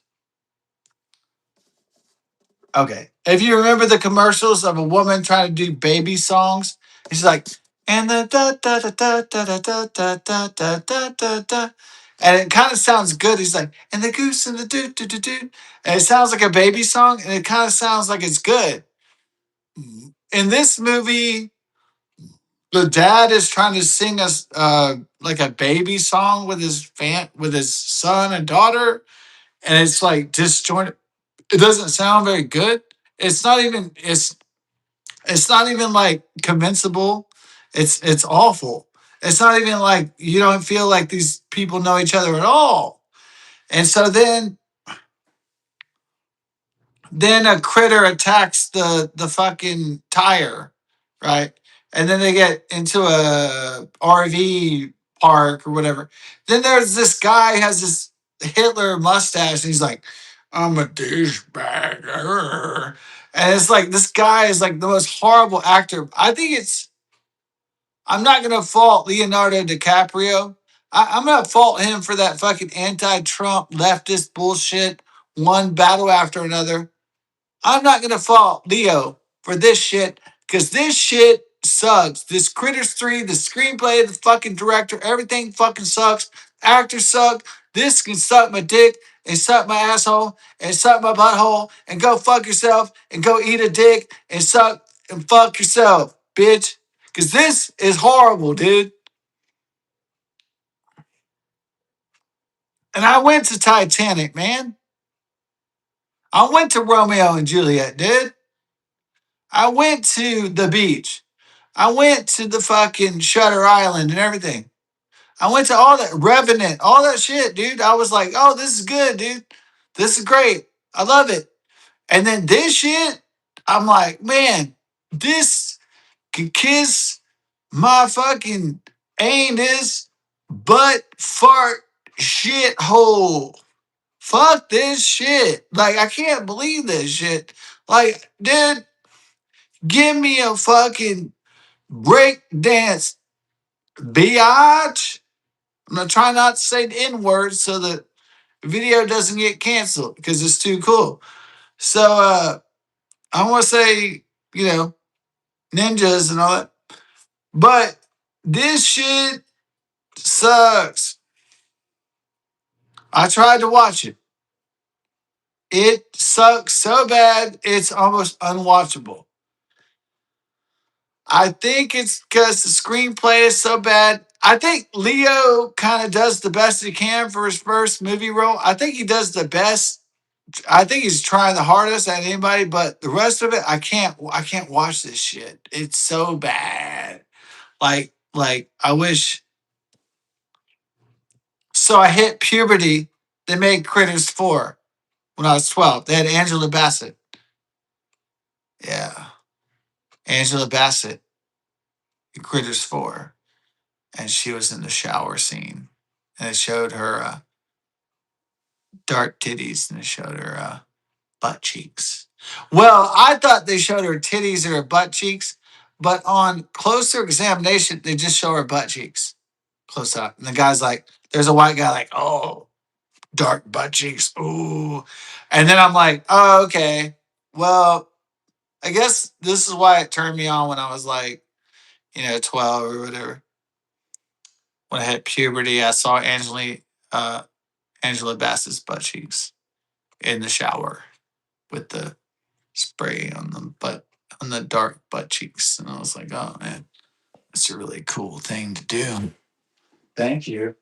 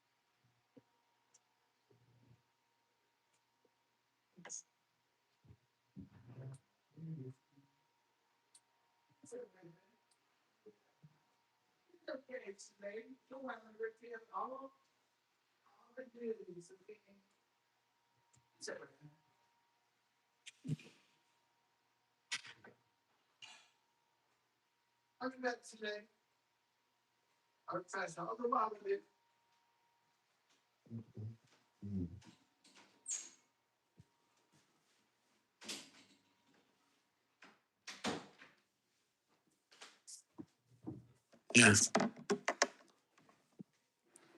So I guess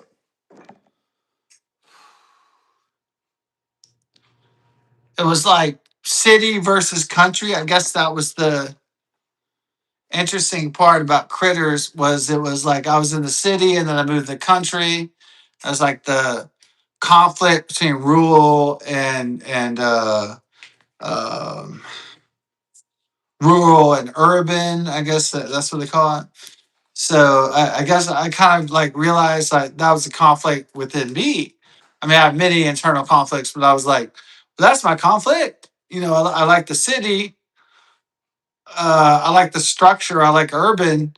I like the convenience and stuff, but I like the country because it's wild and it's like you never know. You know, it's kind of exciting. So it's like that's also my dichotomy, my kind of like you know that's also my internal conflict. Actually, is like living in the city, living in the country, living in the urban city because I kind of enjoy you know all aspects. So I guess that's kind of like why I like that.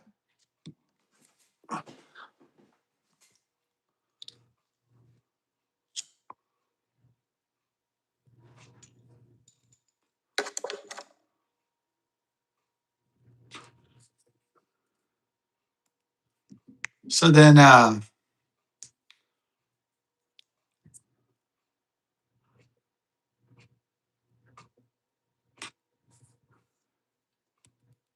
yeah, I kind of identified myself with that kid Scott Grimes.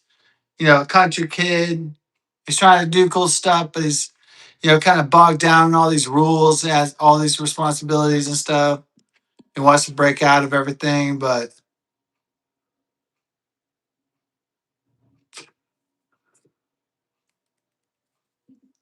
so as it turns out, I never thought that Scott Grimes was a one hit wonder, but he did like American Dad, all these different series. He constantly worked throughout his life. It's not like he just did Critters and just milked that out. No, he worked his ass off his whole life, and so it's pretty amazing. Um,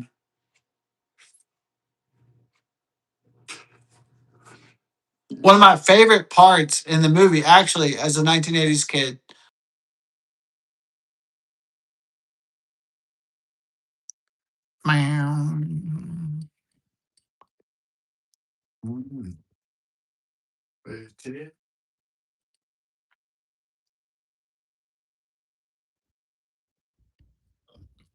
Yeah. With the shit down.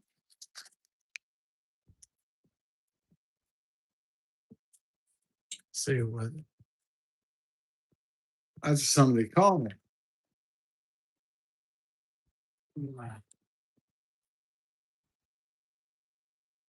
Ooh.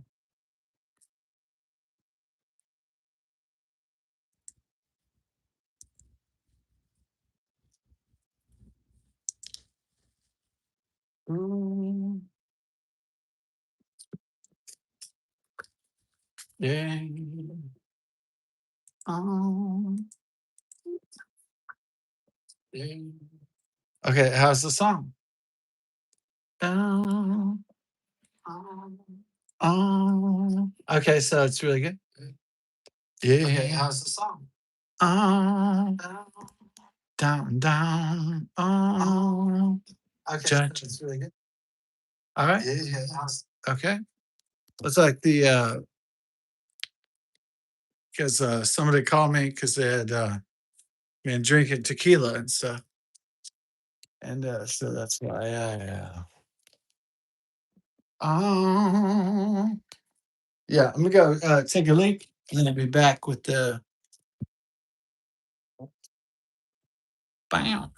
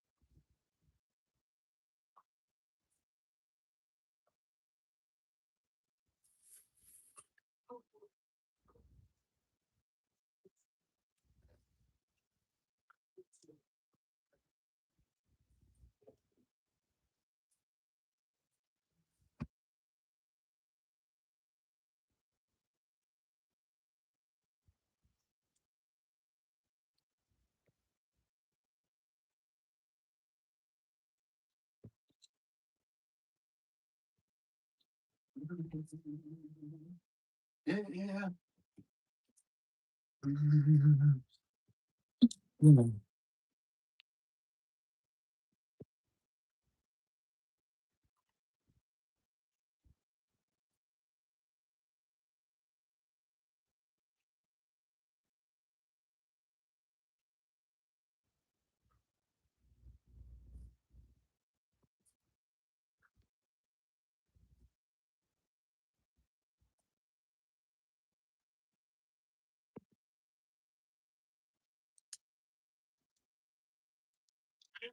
Drugs. I want to thank management for offering, but I said no.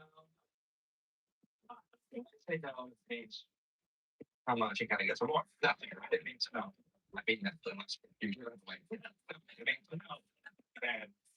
So get some wood to come down. No, it means seriously. It means no. It's the ball. Oh, okay. It means. Let's see how. I used to do drugs. I had no luck with drugs, man. One time, me and three friends drove acid, drove around my dad's car. He has one of those talking cars. We're tripping, and the car goes, "The door is ajar."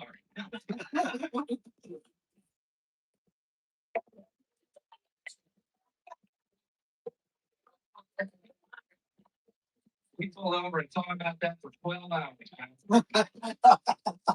Yeah, how can the door be ajar? Why would they put a jar on door? The freeway's melting.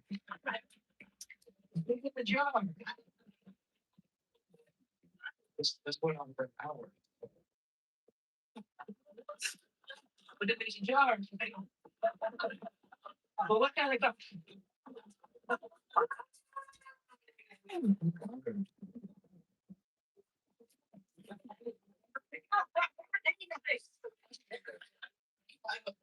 pull over trip tomorrow?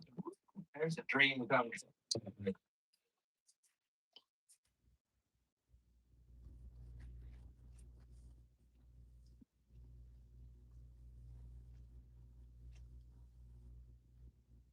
When I started my record label, the business side of things,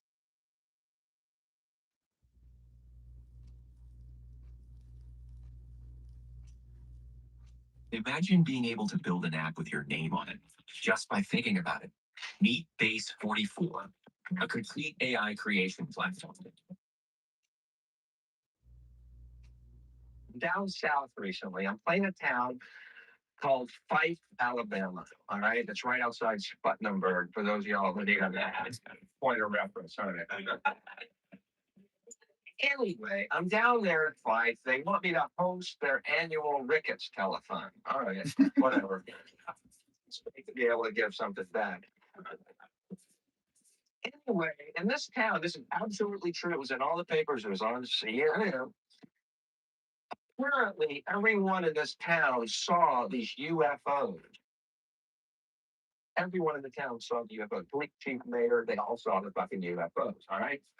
And I was curious. I asked people what it was like. Oh man, it was incredible, incredible. People came from miles around to look at them.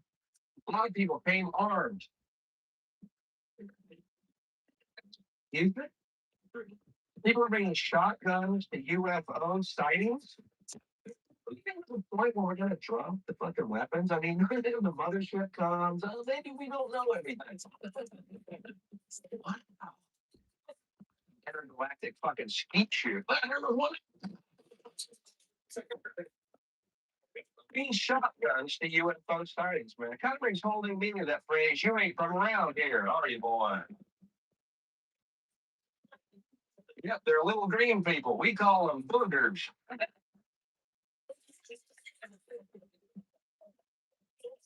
So I said to the guy, I go, why do y'all bring shotguns to UFO sightings? He said, well, we don't want to be abducted. Yeah, leave all this. Dude, if I lived in this town, I'd be on my hands and knees praying for abduction every fucking day. Eat Greyhound. I said, what do you mean abducted? He said, well, they abduct people and they perform scientific and medical experiments on them. I said, well,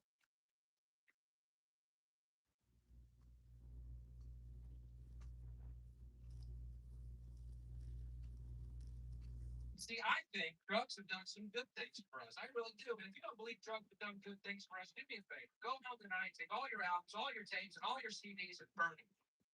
But you know what? The musicians who made all that great music that's enhanced your lives throughout the years,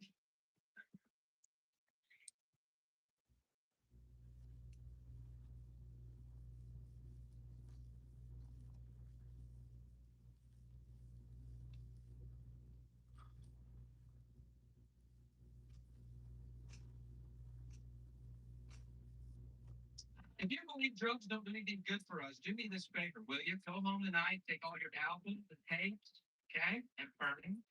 And you know what? The musicians who made all that great music, real fucking high on drugs. Shit, the Beatles were so high, they let Ringo sing a couple of tunes. How did they get a part? We all live. We all live. You know how fucking high they were when they wrote that song?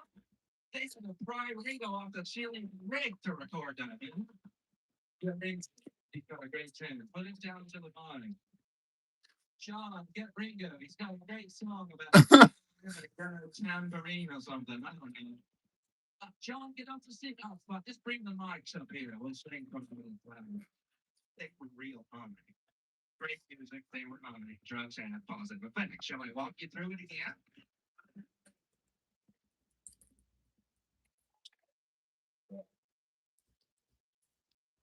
I have an enemy though. It's so miserable. We gotta keep blaming something, right? Let's blame some more stuff.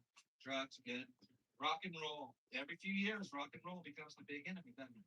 Like this Judas Priest trial. Did you follow this? You know the story? Two kids, big fans of Judas Priest, listened to this album and then went out and killed themselves, and the parents sued the band of Judas Priest. Okay, first of all, two kids, big fans of Judas Priest, commit suicide. Wow. Two less gas station attendants in the world.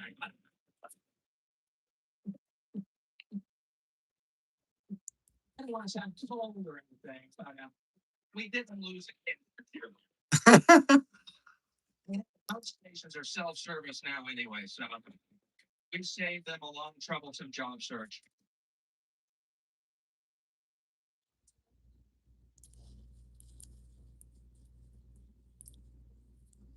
But they tried to prove there were subliminal messages on this album telling you to kill yourself.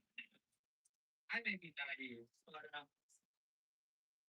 what performer wants his audience dead?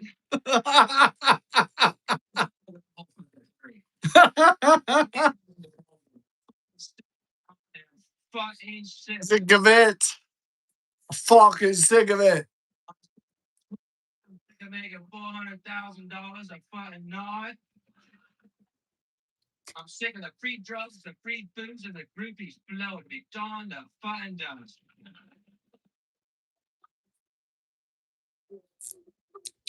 I'm in a rock now, won't I?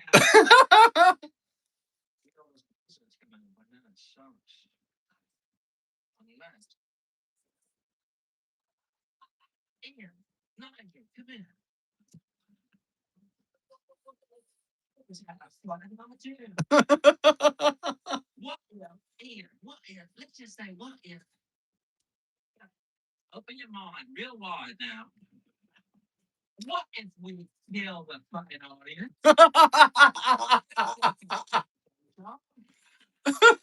Sell shoes again. We can sell shoes again. Every few years, they try and nail rock and roll. Remember this shit? They play certain rock albums backwards. They're satanic messages. Let me tell you something. If you're sitting around your house playing your albums backwards, you are Satan. You needn't look any further.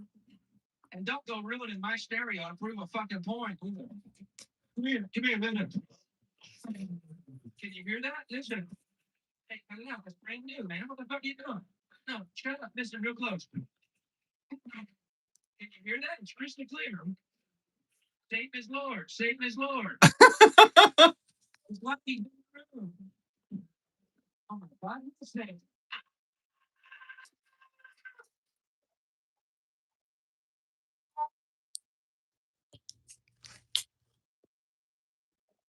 Hard workouts make you old. Chair Tai Chi makes you young. Start Chair Tai Chi on Monday and see real results. Disappear for a month. On Monday, we're starting the Chair Tai Chi Challenge for men over 50. Just 7 minutes a day to boost your senior energy. Get your principal guide now.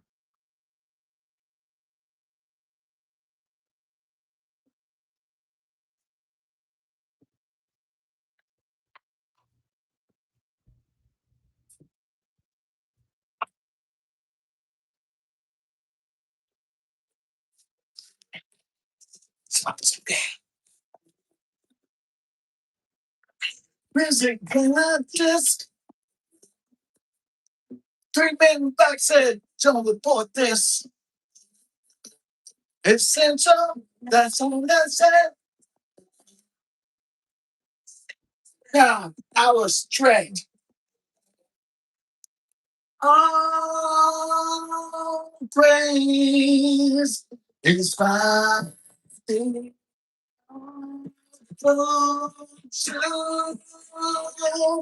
About the song, he's found the saucer loose.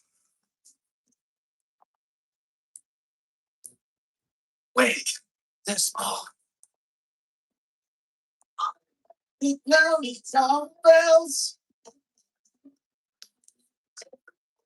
Men said, about the dead, yellow, green, and red. All praise is found the awful truth about this song. He's found the source of news.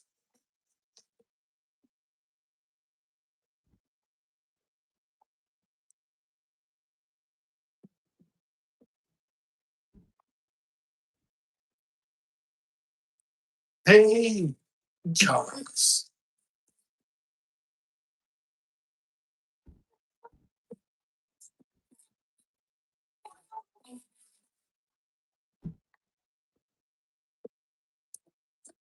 You're in the emotion. I'm in the emotion. The prophecy fails the forward notion. Don't tell this to the ancients of fortune. All praise is found the awful truth about this song. He's found the source of news.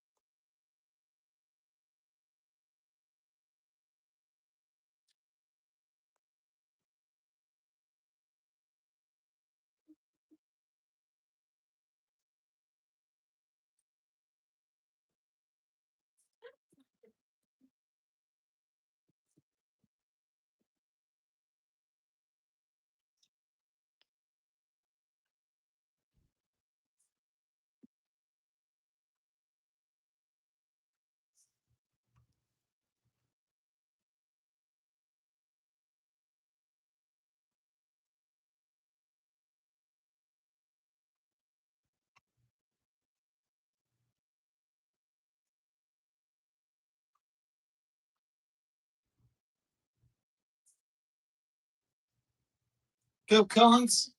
Deserves a Nobel Prize. Now it's at cost price with free shipping. It tackles stubborn stains in seconds and comes with multiple replaceable cleaning heads.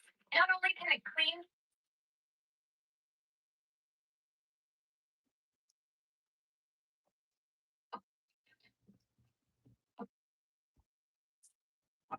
Oh, it's like this one when I was a kid. From Phil Collins, One More Night. I'll see you next week. Yeah, see you now.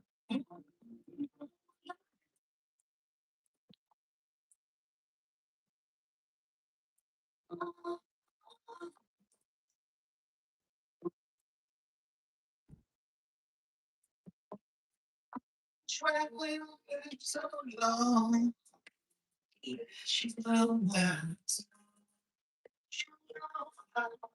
feel.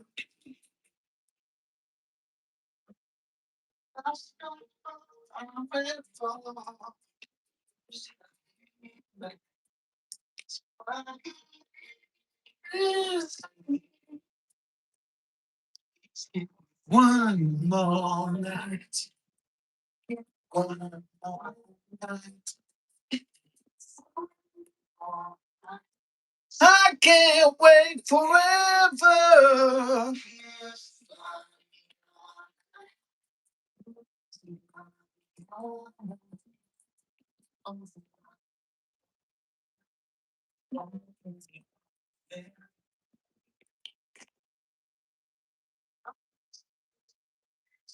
Oh, my time. Just whoa.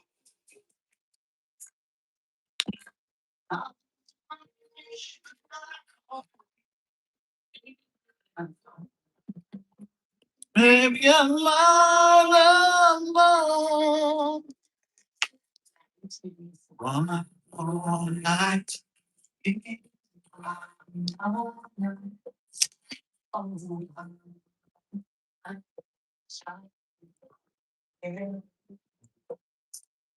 One more night.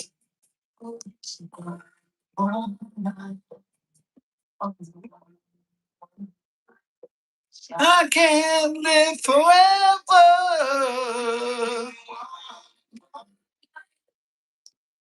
One more night. One more night. Can't live forever. To the sea. I'll always be. One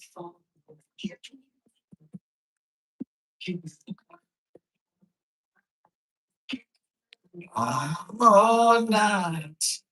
One more night. Live forever. One.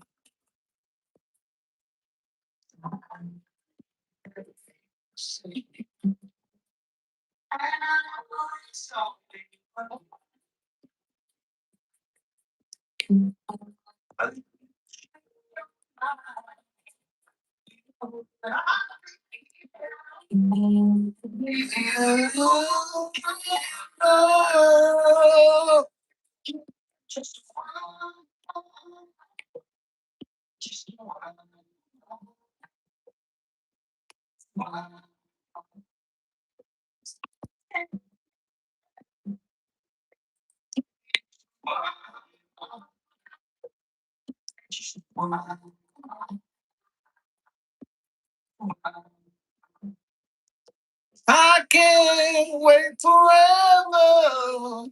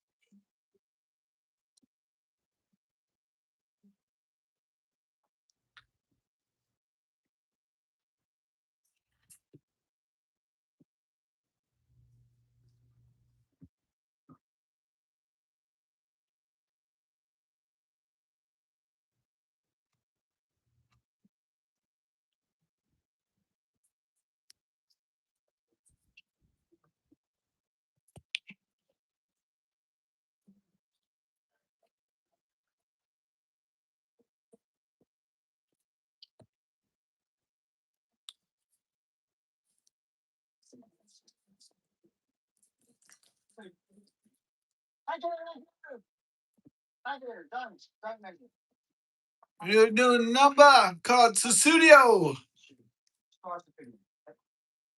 Thank you, it's our last song now. Thank you very much for coming. We're going to try this a tune called S.A.W.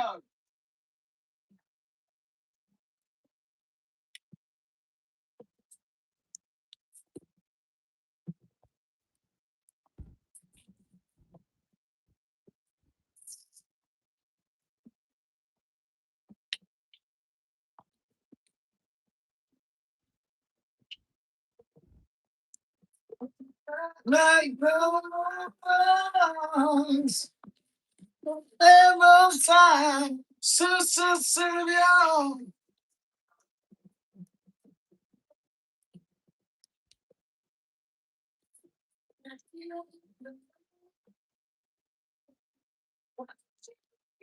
It's the same, S.A.W. Oh,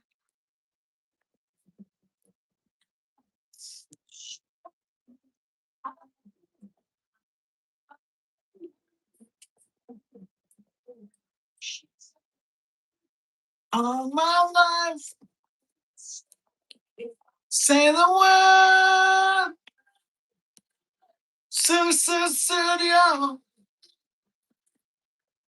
Say the word, oh, S.A.W. Yo, my life has just begun. S.A.W. Oh,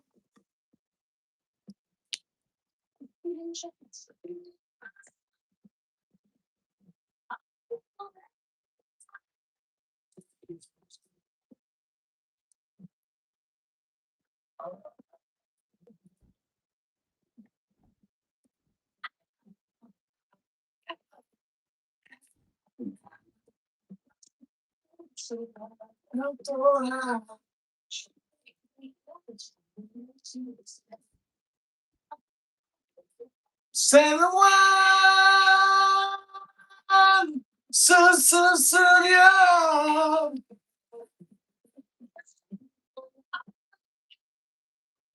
S.A.W.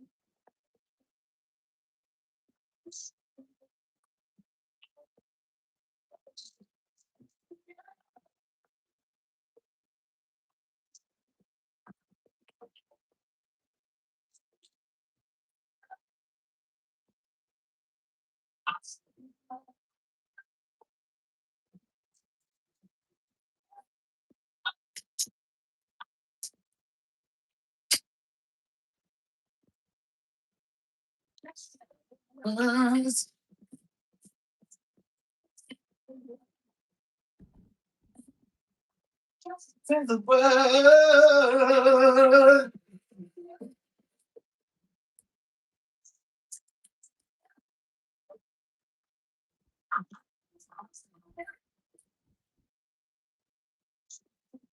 I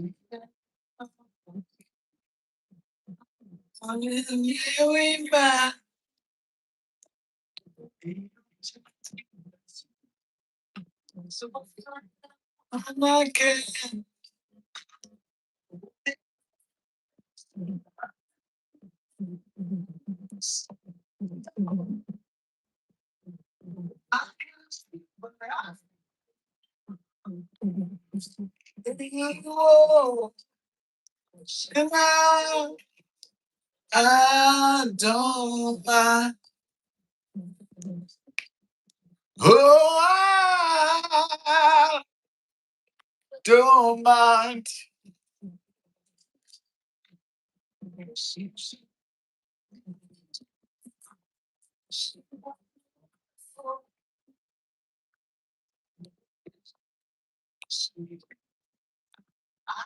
Anymore.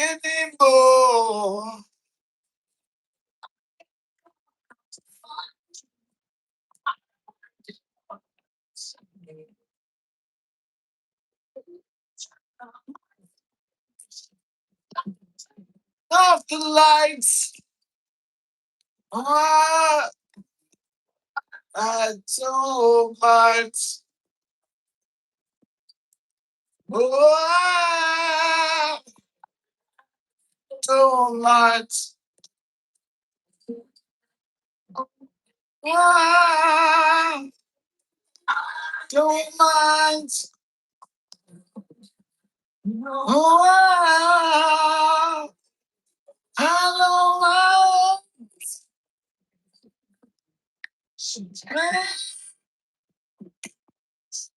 Me home. Love, take me home.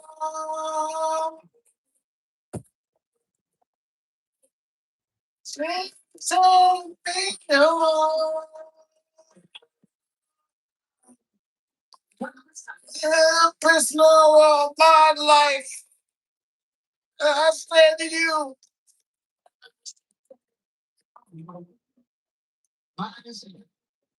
Realize.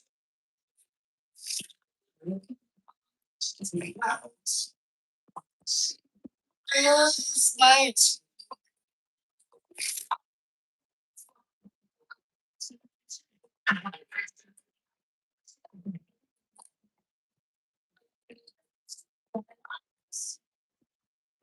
I know who they are. I don't mind. I don't mind. I, I don't mind. I, I don't mind.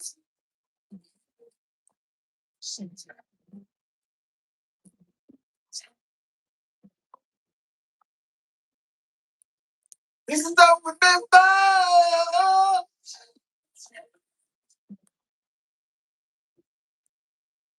Cause don't remember.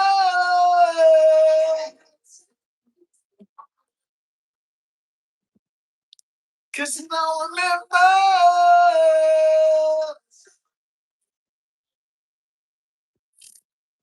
I'm been a prisoner all my life. I say to you,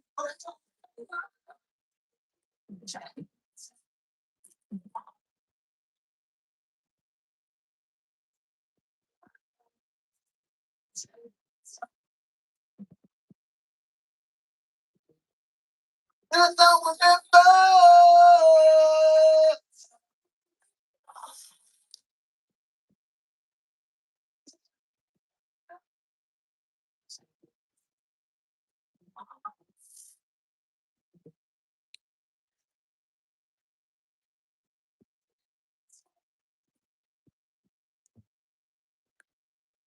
You don't remember. Take me home.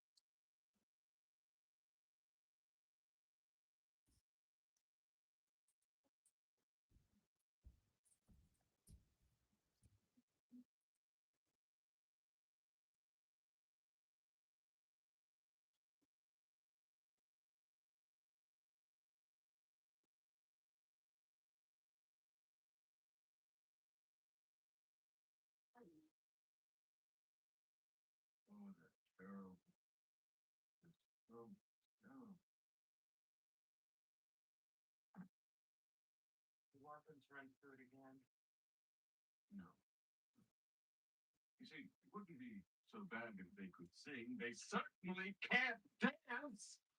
Now let's just move on. We have a lot to do.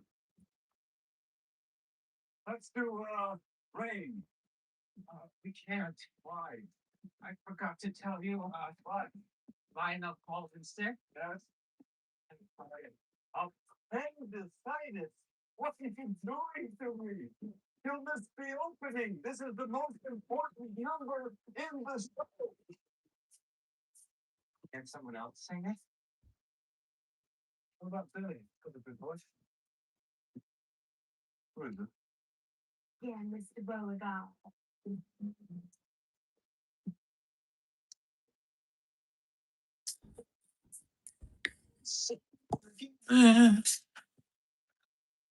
Nothing fine. Yeah.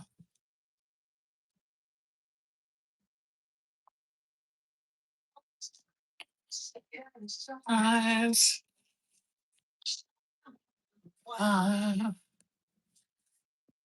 Yeah.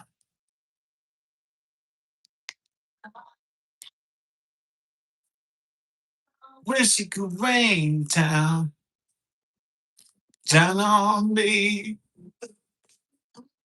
Wish it could rain down on me now. Wish it could rain down on me. Well, wish it could rain down.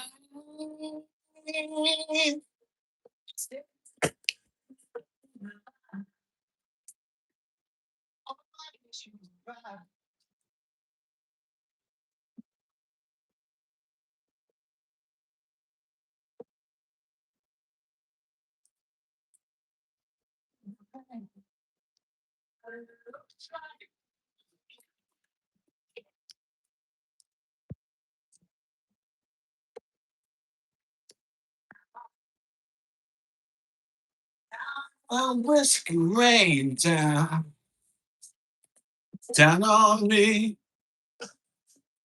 And I wish it could rain down.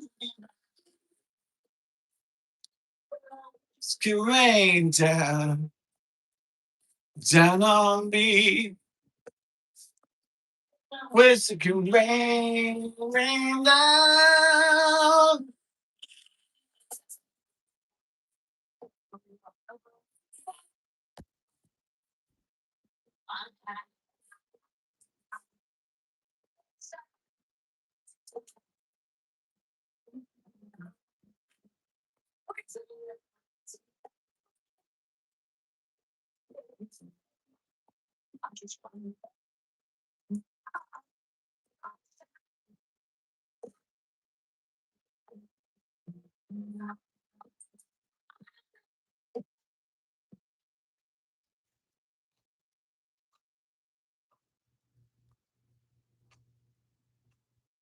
I started a business to give old clothes a new life, and Chase has supported me from the beginning.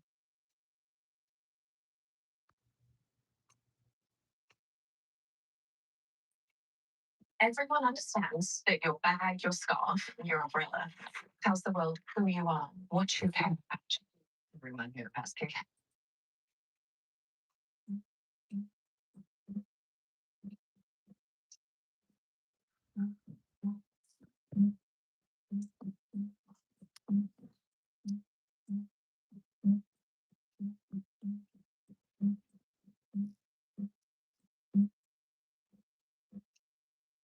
Yeah.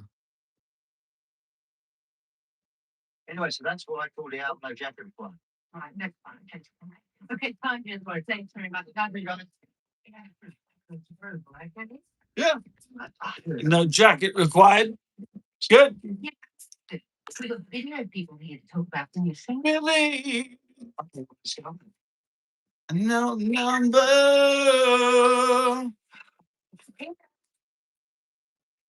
Right. Oh, Peter, I'd like to make Phil Collins. Well, I'm sure you two have wants to talk about speculation. Hi. Right.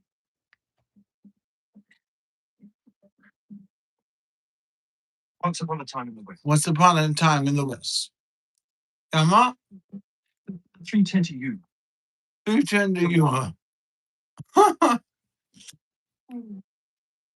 Very shop Liberty Balance. Fistful of dollars. Wistful of dollars. The good, the bad, and the ugly. Good, the bad, and the ugly. Yeah, that's good. Very good. Life. In the format. The blankest. Hooked up. Steve McQueen. See McQueen.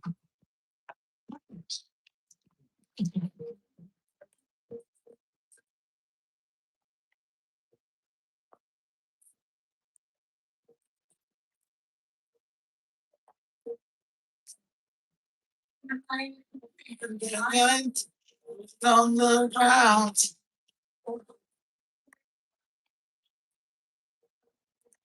Ground. Back. Even. And there's you for my opinion. Just for my number. You're not anywhere. I can't find you. Baby. Here's my number. Not anywhere. I can't find you. It's good.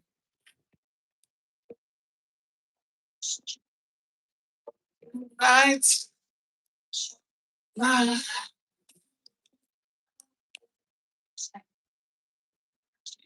I am coming back, crying.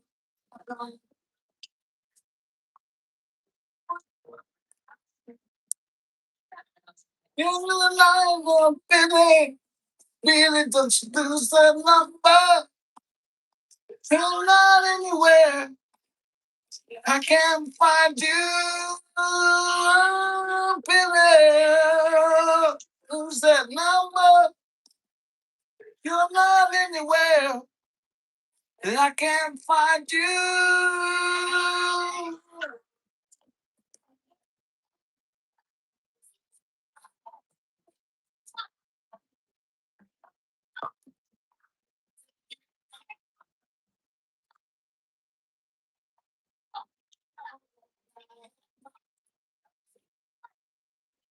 From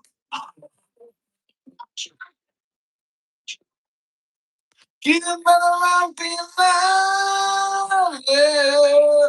So what happens when the guitar song on? Okay, well, by now we're outside the floor. This is not the same, of course. No, eat that sandwich. No, go ahead.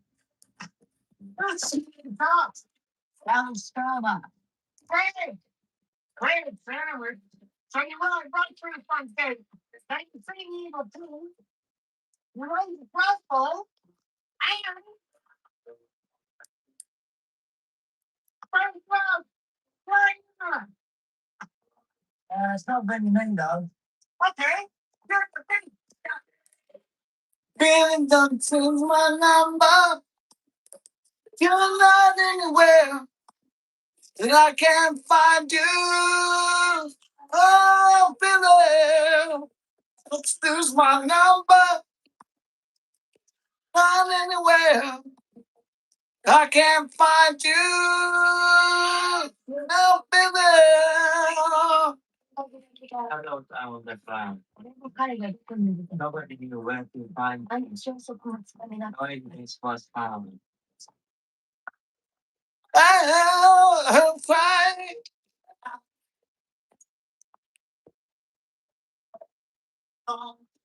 It was in the way too long, baby. Can't find my number. Ain't not anywhere. I can't find you, baby. Know my number. Not anywhere. I can't find you. Songs it in.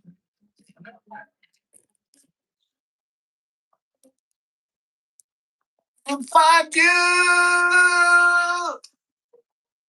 So how does it end?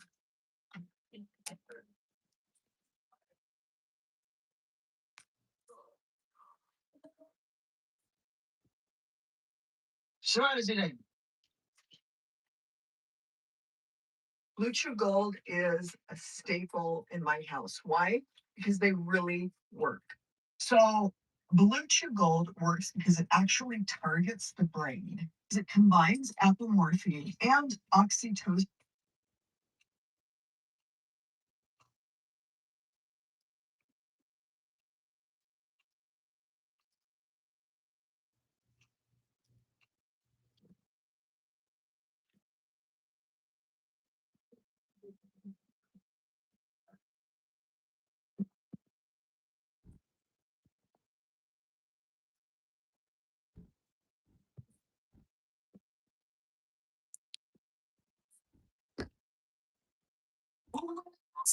Waiting, waiting for so long. Nothing could go wrong. Now I know the ability.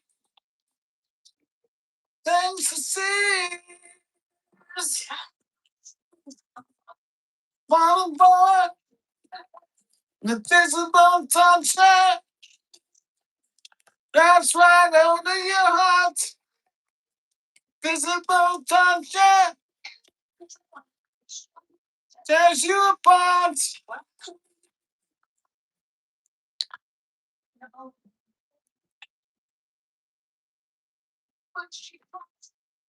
Skin, same. Now I know.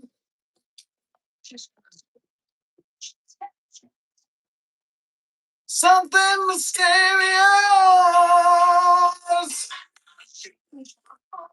about the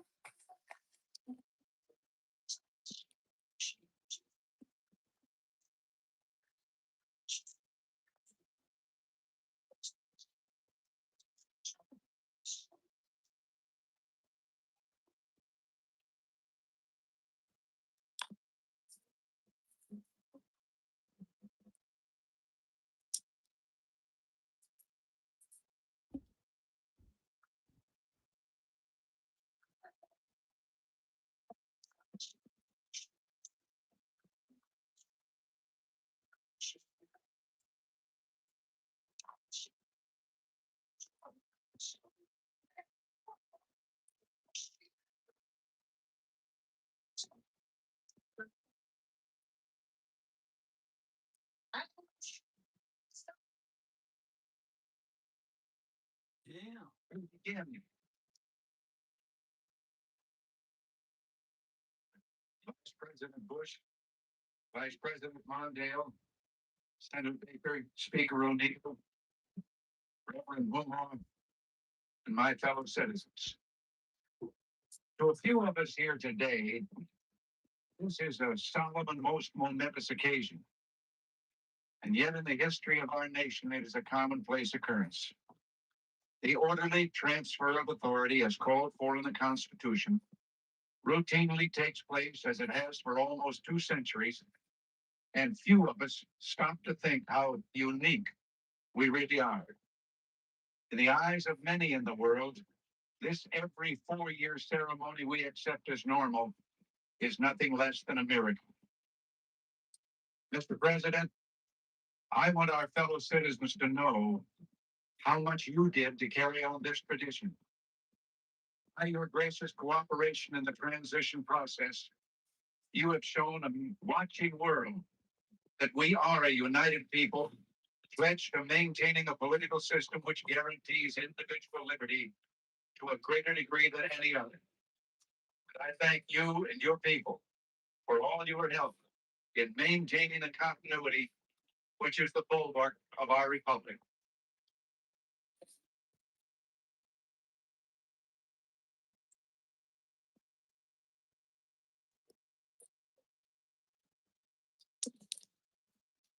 Business of our nation goes forward.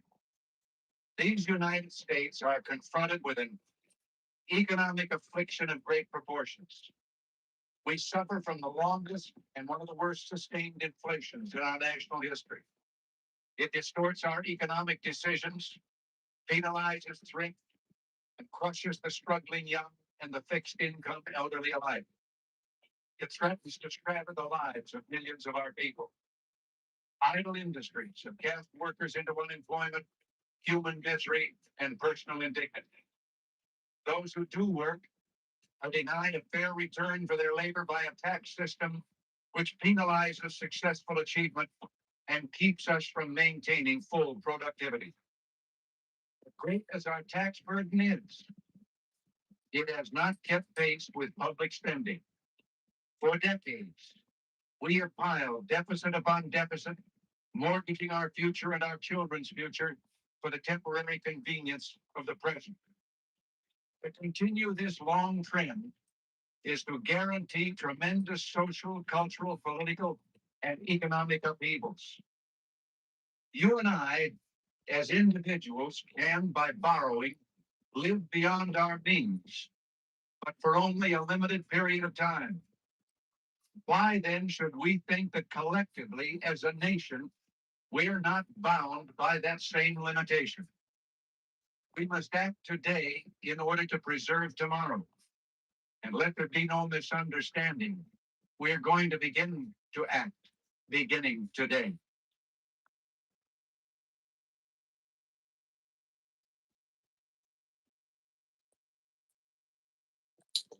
The economic ills we suffer have come upon us over several decades.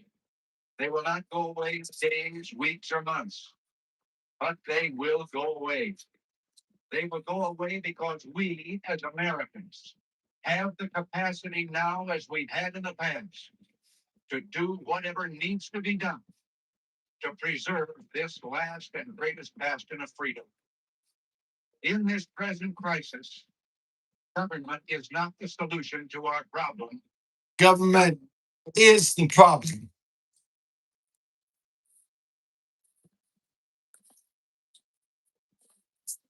From time to time, we've been tempted to believe that society has become too complex to be managed by self-rule, that government by an elite group is superior to government for, by, and of the people.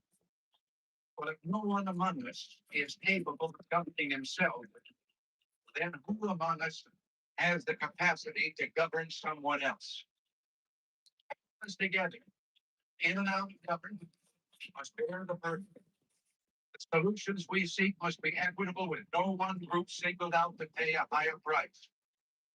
We hear much of special interest groups. Our concern must be for a special interest group. It's been long neglected. Knows no sectional boundaries or racial divisions, crosses political party lines. It is made up of men and women who raise our food, patrol our streets, man our mines and factories, teach our children, keep our homes and heal us when we're sick. Industrialists, shopkeepers, clerks, cabbies, and truck drivers. They are, in short, we the people. This breed called Americans. Well, this administration's objective will be a healthy, vigorous, growing economy that provides equal opportunities for all Americans, with no barriers born of bigotry or discrimination. Putting America back to work means putting all Americans back to work. Ending inflation means freeing all Americans from the terror of runaway living costs. All must share in the productive work of this new beginning, and all must share in the bounty of a revived economy. With the idealism and fair play which are the core of our system and our strength, we can have a strong and prosperous America at peace with itself and the world. So as we begin, let us take inventory. We are a nation that has a government, not the other way around. And this makes us special among the nations of the earth. Our government has no power except that granted it by the people.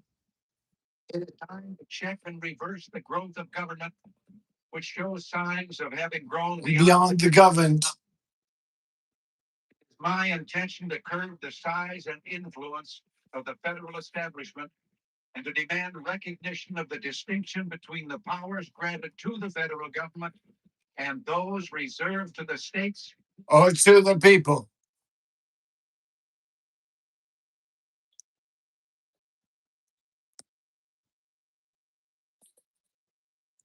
All of us, all of us need to be reminded that the federal government did not create the states. The states created the federal government.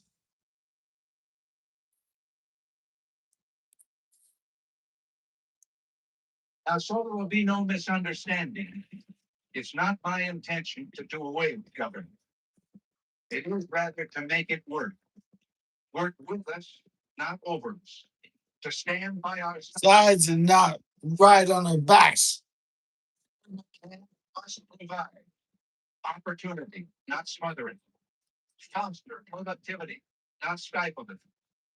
If we look to the answer as to why for so many years we achieved so much, prospered as no other people on earth, it was because here in this land we unleashed the energy and individual genius of man to a greater extent than has ever been done before. Freedom and the dignity of the individual have been more available and assured here than in any other place on earth. This freedom has often been high. We have never been able to pay that price. It is no coincidence that our present troubles parallel and are proportionate to the intervention and intrusion in our lives that result from unnecessary and excessive growth of government. It is time for us to realize that we're too great a nation to limit ourselves to small dreams. We're not, as some would have us believe, doomed to an inevitable decline. I do not believe in a fate. We do. Do believe in a fate that will Fall on us and we do nothing. with all the creative energy at our command. Let us begin an era of national renewal. Let us renew our determination, our courage, and our strength. And let us renew our faith and our hope. We have every right to dream. Dream heroic dreams. Those who say that we're in a time when there are no heroes, they just don't know where They to would look. look. You can see heroes every day going in and out of factory gates. Others a handful enough food to feed all of us. You meet heroes across a counter, and they're on both sides of that counter. There are entrepreneurs with faith in themselves and faith in an idea who create new jobs, new wealth, and opportunity. There are individuals and families who pay taxes support the government and whose voluntary gifts support church, charity, culture, art, and education. Their patriotism is quiet And deep. Sustain our national life. I have used the words they and there.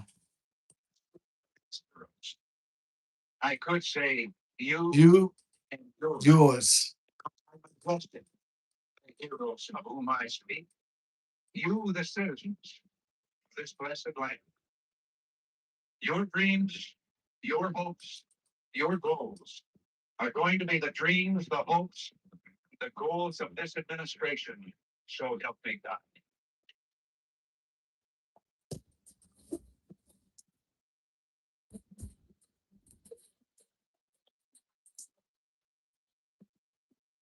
He's still ready. Base 44 super agents. The next thing you can't live without. No setup. Say hello. Every tool you always need. Plug in and a click. And away it goes. Analyzing competition. And delivering a boost. Reporting Spanish in the morning coffee. Sit back while it understands your portfolio. Build your tracks dashboard and finds your next big thing. Saving your voice. Putting your vision into the printed post. The perfect timing. And every bit of data making a decision. All while clearing up his email, scheduling meetings, reminding you of the important stuff. At night, it keeps on going, doing it all. So when you wake up, you're already one step ahead. Time to update what you think is possible. Base 44 Super Agents.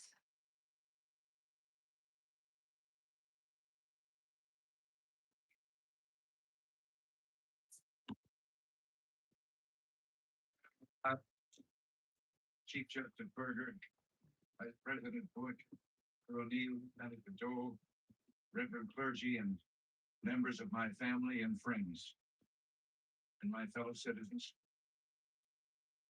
This day has been made brighter. The presence here of one who, for the time, has been absent.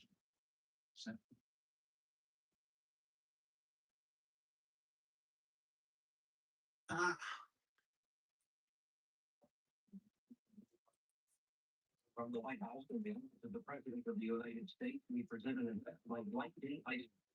This is the farewell address for President Eisenhower, whose 8 years of living Friday. Mr. Eisenhower has chosen this time for his final speech. Ladies and gentlemen, the President of the United States. Good evening, my fellow Americans. First, I should like to express my gratitude to the radio and television networks for the opportunity they have given me over the years to bring reports and messages to our nation. My special thanks go to them for the opportunity of addressing you this evening. Days from now, after half a century in the service of our country, I shall lay down the responsibilities of office as, in traditional and solemn ceremony, the authority of the presidency is vested in my successor. This evening, I come to you with a message of leave taking and farewell, and to share a few final thoughts with you, my countrymen. Like every other citizen, I wish the new president and all who will labor with him Godspeed. I pray that the coming years will be blessed with peace and prosperity for all. Our people expect their president and the Congress to find essential agreement on issues of great moment, the wise resolution of which will better shape the future of the nation. My own relations with the Congress, which began on a remote and tenuous basis, when long ago a member of the Senate appointed me to West Point, have since reigned to the end during the war and immediate post-war period, and finally to the mutually interdependent during the past 8 years. In this final relationship, the Congress and the administration have, on most vital issues, cooperated well. To serve the nation good rather than mere partisanship, and so have assured that the business of the nation should go forward. Both my official relationship with the Congress ends in a feeling on my part of gratitude that we have been able to do so much together. We now stand 10 years past the midpoint of a century that has witnessed 4 major wars among great nations. 3 of these involved our own country. Despite these holocausts, America is today the strongest, the most influential, and most productive nation in the world. Understandably proud of this preeminence, we yet realize that America's leadership and prestige depend not merely upon our unmatched material progress, riches, and military strength, but on how we use our power in the years of world peace and human fairness. Throughout America's adventure in free government, our basic purposes have been to keep the peace, to foster progress in human achievement, and to enhance liberty, dignity, and integrity among peoples and among nations. To strive for less would be unworthy of a free and religious people. Any failure traceable to arrogance or our lack of comprehension or readiness to sacrifice would inflict upon us grievous hurt, both at home and abroad. Progress toward these noble goals is persistently threatened by the conflict now engulfing the world. It commands our whole attention, absorbs our very being. We face a hostile ideology, global in scope, Purpose, innate, and method. Promises to be of indefinite duration. To meet it successfully, there is called for not so much the emotional and transitory sacrifices of present, but rather those which enable us to carry forward steadily, surely, and without complaint, the burdens of a prolonged and complex struggle with liberty the stake. Only thus shall we reach these noble goals as persistently threatened. America's leadership and prestige depend not merely upon our unmatched material progress, riches, and military strength, but on how we use our power in the years of world peace and human fairness. Throughout America's adventure in free government, our basic purposes have been to keep the peace, to foster progress in human achievement, and to enhance liberty, dignity, and integrity among peoples and among nations. To strive for less will be unworthy of a free and religious people. Any failure traceable to arrogance or comprehension or readiness to sacrifice, Readiness to sacrifice, grievous hurt, and abroad. And abroad. For these noble goals is persistently threatened by the conflict now engulfing the world. It commands our whole attention, absorbs our very beings. We face a hostile ideology, global in scope, atheistic in character, ruthless in purpose, and insidious in method. Unhappily, the danger it poses promises to be of indefinite duration. To meet it successfully, there is call for not so much the emotional and transitory sacrifices of practice, but rather those which enable us to carry forward steadily, surely, and without complaint, the burdens of a prolonged and complex struggle with liberty the state. Only thus shall we remain, despite every provocation, on our charted course toward permanent peace and human betterment. These there will continue to be. In meeting them, whether foreign or domestic, great or small, there is a recurring temptation to feel that some spectacular and costly action could become the miraculous solution to all current difficulties. A huge increase in newer elements of our defense, development of unrealistic programs to cure every ill in agriculture, a dramatic expansion in basic and applied research. These and many other possibilities, each possibly promising in itself, may be suggested as the only way to the road we wish to travel. But each proposal must be weighed in the light of a broader consideration, the need to maintain balance in and among national programs. Balance between the private and the public economy. Balance between the cost and hoped for advantages. Balance between the clearly necessary and the comfortably desirable.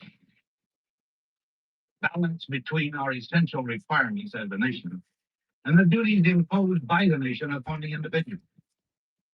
Balance between actions of the moment and the national welfare of the future. Good judgment seeks balance in progress. Lack of it eventually finds imbalance and frustration. The record of many decades stands as proof that our people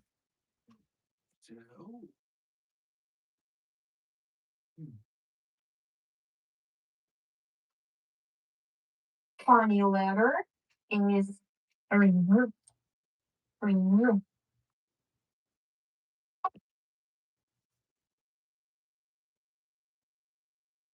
This is the coolest set of water guns I've ever seen. I mean, you can get the AR and the pistol, both of it. So immediately, let's dive in. And let's talk about what you need to learn the Russian language with me in this course. So, first, and probably it's not what you have been expecting. That's pretty long. Goal. Yes, number one is always a goal. Right now, I want you to stop the video and think why you want to learn the Russian language. It's extremely important because your decision will influence the whole process of learning the Russian language. And this is one of the key points for motivation too. So, for example, maybe your goal is I don't know, passing an exam. Maybe you're a student and you actually don't need the Russian language. You are not going to go to Russia. Probably it's just one of your courses at the college. So, if this is your goal, you should concentrate on grammar, on expanding your vocabulary, on reading, and not so much about pronunciation and not so much about speaking in general. So, just relax, you don't need it. If your goal is, I don't know, travel to Russia. Oh, ugly writing here. I'm sorry. So, travel to Russia. You probably just need to learn how to read Russian and to learn some basic speaking patterns. So, again, Good. choose what's important to you. If your goal is communication, one of the most important goals for any foreign language learning, communication. If you want to communicate with Russian people, concentrate on listening, on speaking, on expanding your vocabulary. And in this case, you should not care about grammar too much. Because if you speak to a Russian person, actually, even if you don't use any cases, if you mispronounce things, if you do anything, Russians will still understand what you mean. So decide what's more important to you, but always remember what your goal is. It will help you not to waste your time. Okay, number one goal. Again, it's very important. And please, it would be better even if you write it down. Write it down, okay? Number two, and again, maybe you were not expecting this one, but it's time. Time is extremely important. I know people who have been learning the Russian language for several years and they're still at the very beginning. And I have no words for this. So, guys, you need time and you need dedication. You need dedication.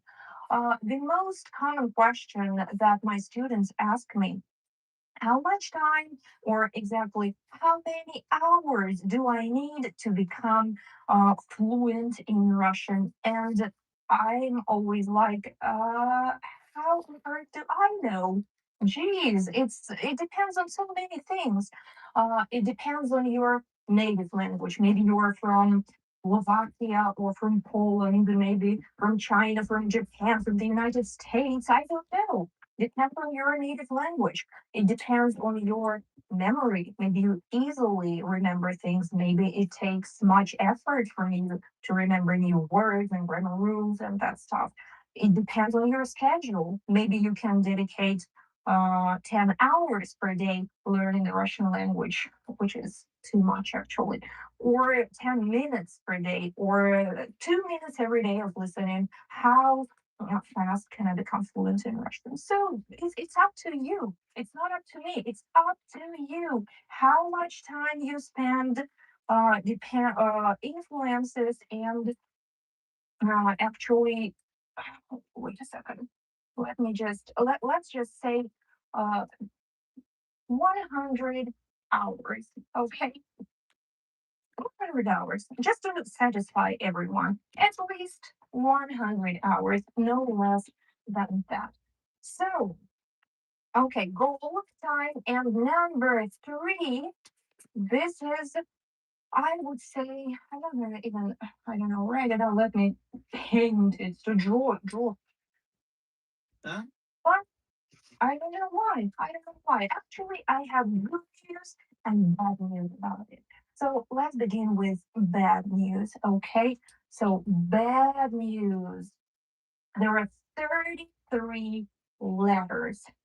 33 letters in the Russian alphabet, in the Cyrillic alphabet. Same alphabet. With Latin alphabet, 24 is much easier than 33, right? But still better than learning the Chinese characters or uh yeah, still a piece of cake for you. Some of the letters will be completely unknown to you. So that is really a bad piece of news. And the good disgusting. But the good news is that as soon as you learn these letters, actually the sounds of these letters, so once you learn them, you'll be able to read any Russian words. Nice. Read Russian. English. It's not like French people, please forgive me. It's not like French. There is some combination of letters that you don't even know how to read together because the sound is absolutely different from what they look like. In Russian, it's a piece of cake. What you see, that's what you pronounce. Very easy. So, encourage you to learn the Russian alphabet as soon as possible. Put everything else away and concentrate on learning the alphabet. That will help you tremendously. Okay, now again, I need to put this thing for this stuff so I don't have to look for it every time. Okay, now let's, I think, remove it too. Let's write down the whole alphabet.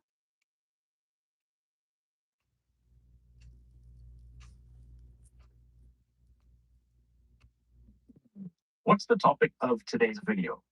No, that's far too general. No, it's not that either. No, I already made a video on that one. Yes, that's it. Hello everyone, welcome to the Line Focus channel, and my name is Paul. Today I'm going to talk about the Russian language. Why is Russian important? Well, Russian is one of the world's major languages. It is one of the 6 official languages of the United Nations, and it is the 8th most widely spoken language in the world, with around 155 million native speakers and around 260 million speakers in total if we include second language speakers. It's an official language in Russia, of course, but also in Belarus, Tajikistan, Kyrgyzstan, and Kazakhstan. It is also an official language in 38 other unrecognized states, autonomous territories, and regions in Ukraine, Moldova, and Georgia, and also a few localities in Romania and the Russian Economic Zone in Spitsbergen in Norway. It is also widely spoken as a second language and a lingua franca throughout much of Central Asia, the Caucasus region, and in Eastern Europe, even in a lot of places where it is not an official language. That's why Russian is important. Russian is the most widely spoken language of the Slavic language family. Have a look at my video on the Slavic language family here to learn more about it in detail. But in brief, the Slavic languages are a branch of the Indo-European language family, and the beginning of the Slavic language branch traces back to a language called Proto-Slavic, which existed around 500 CE. Over the next few hundred years, Proto-Slavic split into 3 varieties: West Slavic, South Slavic, and East Slavic, which eventually diverged into branches of the Slavic language family containing numerous languages each. Russian is an East Slavic language, along with Belarusian, Ukrainian, and also Rusin. At the time that these 3 branches developed, there was a single Slavic literary language that all Slavs could understand. That language was Old Church Slavonic. Russian is written in the Cyrillic script, which was created for the purpose of writing Old Church Slavonic. Until the 14th century, the ancestors of modern-day Russians, Ukrainians, and Belarusians, living in a state called Kievan Rus, spoke dialects of Old East Slavic. This spoken language existed alongside the literary language of Old Church Slavonic, a situation of diglossia. There is, however, some evidence that people used to write in the spoken vernacular for some kinds of casual writing. Birch bark letters from the town of Novgorod in the 14th century are written in the vernacular language, and they concern topics of daily life. Old Church Slavonic, however, was the literary and religious language. In the 13th century CE, Kievan Rus was conquered by the Mongol Empire, which brought a lot of foreign Turkic loanwords into the East Slavic dialects, especially words related to political and financial matters. After the end of Mongol rule in the 14th century, the Old East Slavic area was split into 2 separate states: the Grand Duchy of Moscow to the east and the Grand Duchy of Lithuania to the west. In the general area of Ukraine, Belarus, and Lithuania, the Old East Slavic dialects in those 2 states began to split and develop in different directions. In the west, the Ruthenian language emerged with heavy Polish influence. Ruthenian dialects would later develop into Ukrainian and Belarusian. In the east, Russian emerged with much more influence from Old Church Slavonic. Modern Russian today resulted from a kind of tug-of-war between Old Church Slavonic on the one hand and the vernacular spoken dialects on the other hand. For example, in 1453 CE, after the fall of the Byzantine Empire, Byzantine and Bulgarian scholars began moving to Moscow, and they were upset that Old Church Slavonic had become corrupted or Russified. And they tried to standardize the language to remove these impurities. So a unique Russian language had begun to emerge, but scholars pulled the language back towards Old Church Slavonic. But then during the rule of Peter the Great from 1696 to 1725, the written language was pulled in a different direction away from Old Church Slavonic. In order to increase literacy, he simplified the orthography of the written language, eliminating some letters and some diacritics. He also made great efforts to modernize and westernize Russia and started to orient Russia towards Europe, and French became the common language of the upper classes in Russia. As you might guess, this resulted in the adoption of some French loanwords into Russian. He also oversaw the intentional adoption of specialized modern vocabulary from various European languages like French, Dutch, and German. Peter the Great's reforms were some of the first steps in the development of modern literary Russian, the basis of standard Russian today. Another influential person in the development of modern literary Russian was Mikhail Lomonosov. In 1755, he wrote a grammar of the Russian language, which revolutionized the written language by combining Old Church Slavonic with the spoken language. Throughout the grammar, he refers to Old Church Slavonic as the language of high style, and he refers to the spoken language as the language of low style, and he advocated a blended middle style for most forms of writing. The high style was basically reserved for religious texts, and the low style was reserved for the most casual written material. In the following decades, authors and poets developed a new middle style that would form the core of modern standard Russian. The most influential was the poet Alexander Pushkin, who was sometimes referred to as the father of the modern Russian language. He fully developed the idea of three different language registers, high, middle, and low, making the spoken vernacular a legitimate part of the language. He also greatly expanded the vocabulary of literary Russian by directly translating phrases and idioms from other languages. He greatly influenced modern literary Russian and, as a result, modern standard Russian, which formed during this time based on the literary language. In the 20th century, Russian underwent some small changes, mainly in orthography, but by far the most important thing to happen to the language was the creation of the Soviet Empire. Universal schooling and the mass media spread modern standard Russian and reduced dialectal variation in Russian. It also spread the language over a vast geographic area covering all the member states of the USSR. Today, Russian is still widely spoken in all of those areas and is a common lingua franca between different ethnic groups and between the citizens of different countries. So, what is Russian like? Orthography. Russian is written in the Cyrillic script, an alphabet consisting of 33 letters, which were mostly developed from Greek letters. Some are the same as letters of the Latin alphabet, but some of the sounds they represent are different, like this one. Phonology. There are 21 consonants in Russian, but 15 of them can be pronounced in two different ways, either hard or soft, and you have to judge which sound to make by looking at the letter that comes after the consonant. The soft sound is palatized, meaning that part of your tongue reaches the roof of your mouth. This makes the consonant kind of sound like it's followed by a Y sound. Here are some examples. Bak, bak, bek, bek, mau, meow, per, per, stak, stak. Vowels. There are 6 basic vowels in Russian, but there's a lot of variation in the vowels depending on the surrounding sounds and based on the stress pattern of the word. Vowels are often reduced when they appear in an unstressed syllable. This can make it a challenge to pronounce words correctly based on their spelling. Grammar. Russian is a fusional language, meaning that suffixes and prefixes are added to root words to communicate grammatical meaning. Let's look at nouns first. There are 6 noun cases in Russian, meaning that both the singular and the plural form of a noun can take 6 different forms depending on the grammatical function in the sentence. Let's look at an example using the word for sister. Nominative case. Сестра. Сестра читает. The sister reads. Genitive case. Сестры. Я знаю имя сестры.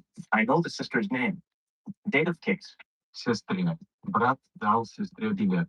The brother gave the sister a ticket. Accusative case. Сестру. Брат видит сестру. Brother sees the sister. Instrumental case. Сестрой. Я живу с сестрой. I live with the sister. Prepositional case. Сестре. На сестре. On the sister. On a side note, it's interesting to notice the cognate vocabulary between Russian and English and some other Indo-European languages. Сестра is sister. Брат is brother. Билет is ticket. And even the word for see, видит, reminds me of the Italian word vedere, which means to see. So here we see some clear indications of Russian being an Indo-European language. Now back to the noun cases. The case endings are different depending on the gender of the noun. Russian nouns are grouped according to gender, with masculine, feminine, and neuter nouns. You can normally tell the noun's gender based on its ending. Feminine nouns can take either of these endings. Neuter nouns can take either of these endings, and masculine nouns are the nouns ending in any other letter. The one tricky exception is that some nouns end in this letter, and these can be either masculine or feminine. So you need to memorize the gender of those ones. Adjectives. Adjectives in Russian are quite complicated. They are inflected to agree with the noun they modify in gender, number, and in case. That means that any particular adjective can have 24 different forms, like this. Wow.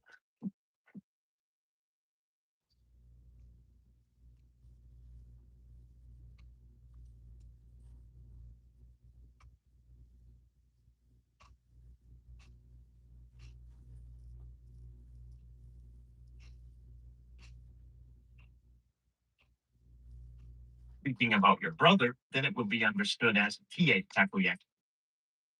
The 20 The person who invented the steam cleaner deserves a Nobel Prize. Now it's at cost price with free shipping. It tackles stubborn stains in seconds.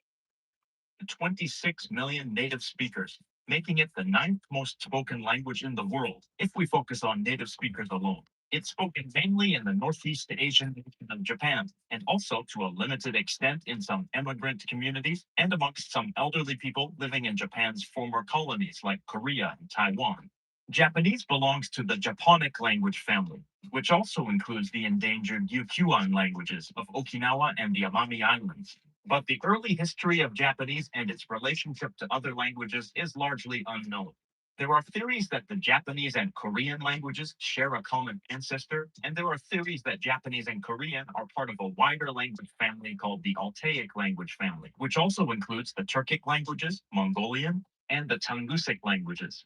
But the Altaic language family and the connection between Japanese and Korean are theoretic.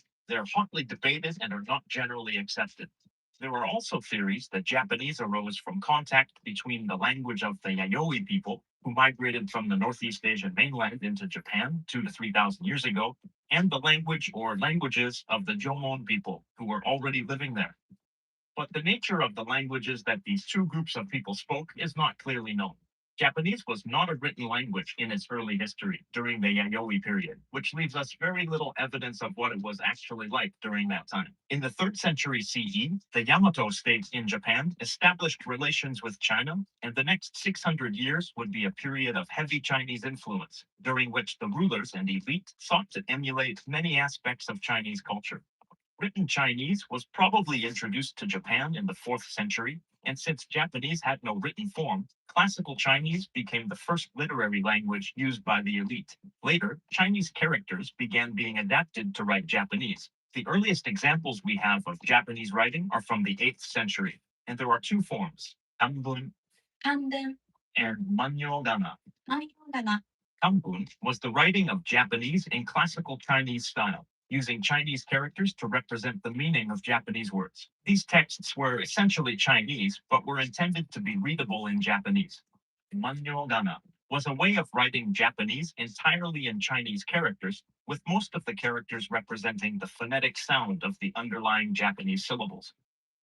For example, the Japanese word for mountain, yama, was written using these two Chinese characters for their phonetic value, rather than using the Chinese character which means mountain, which is the character used today.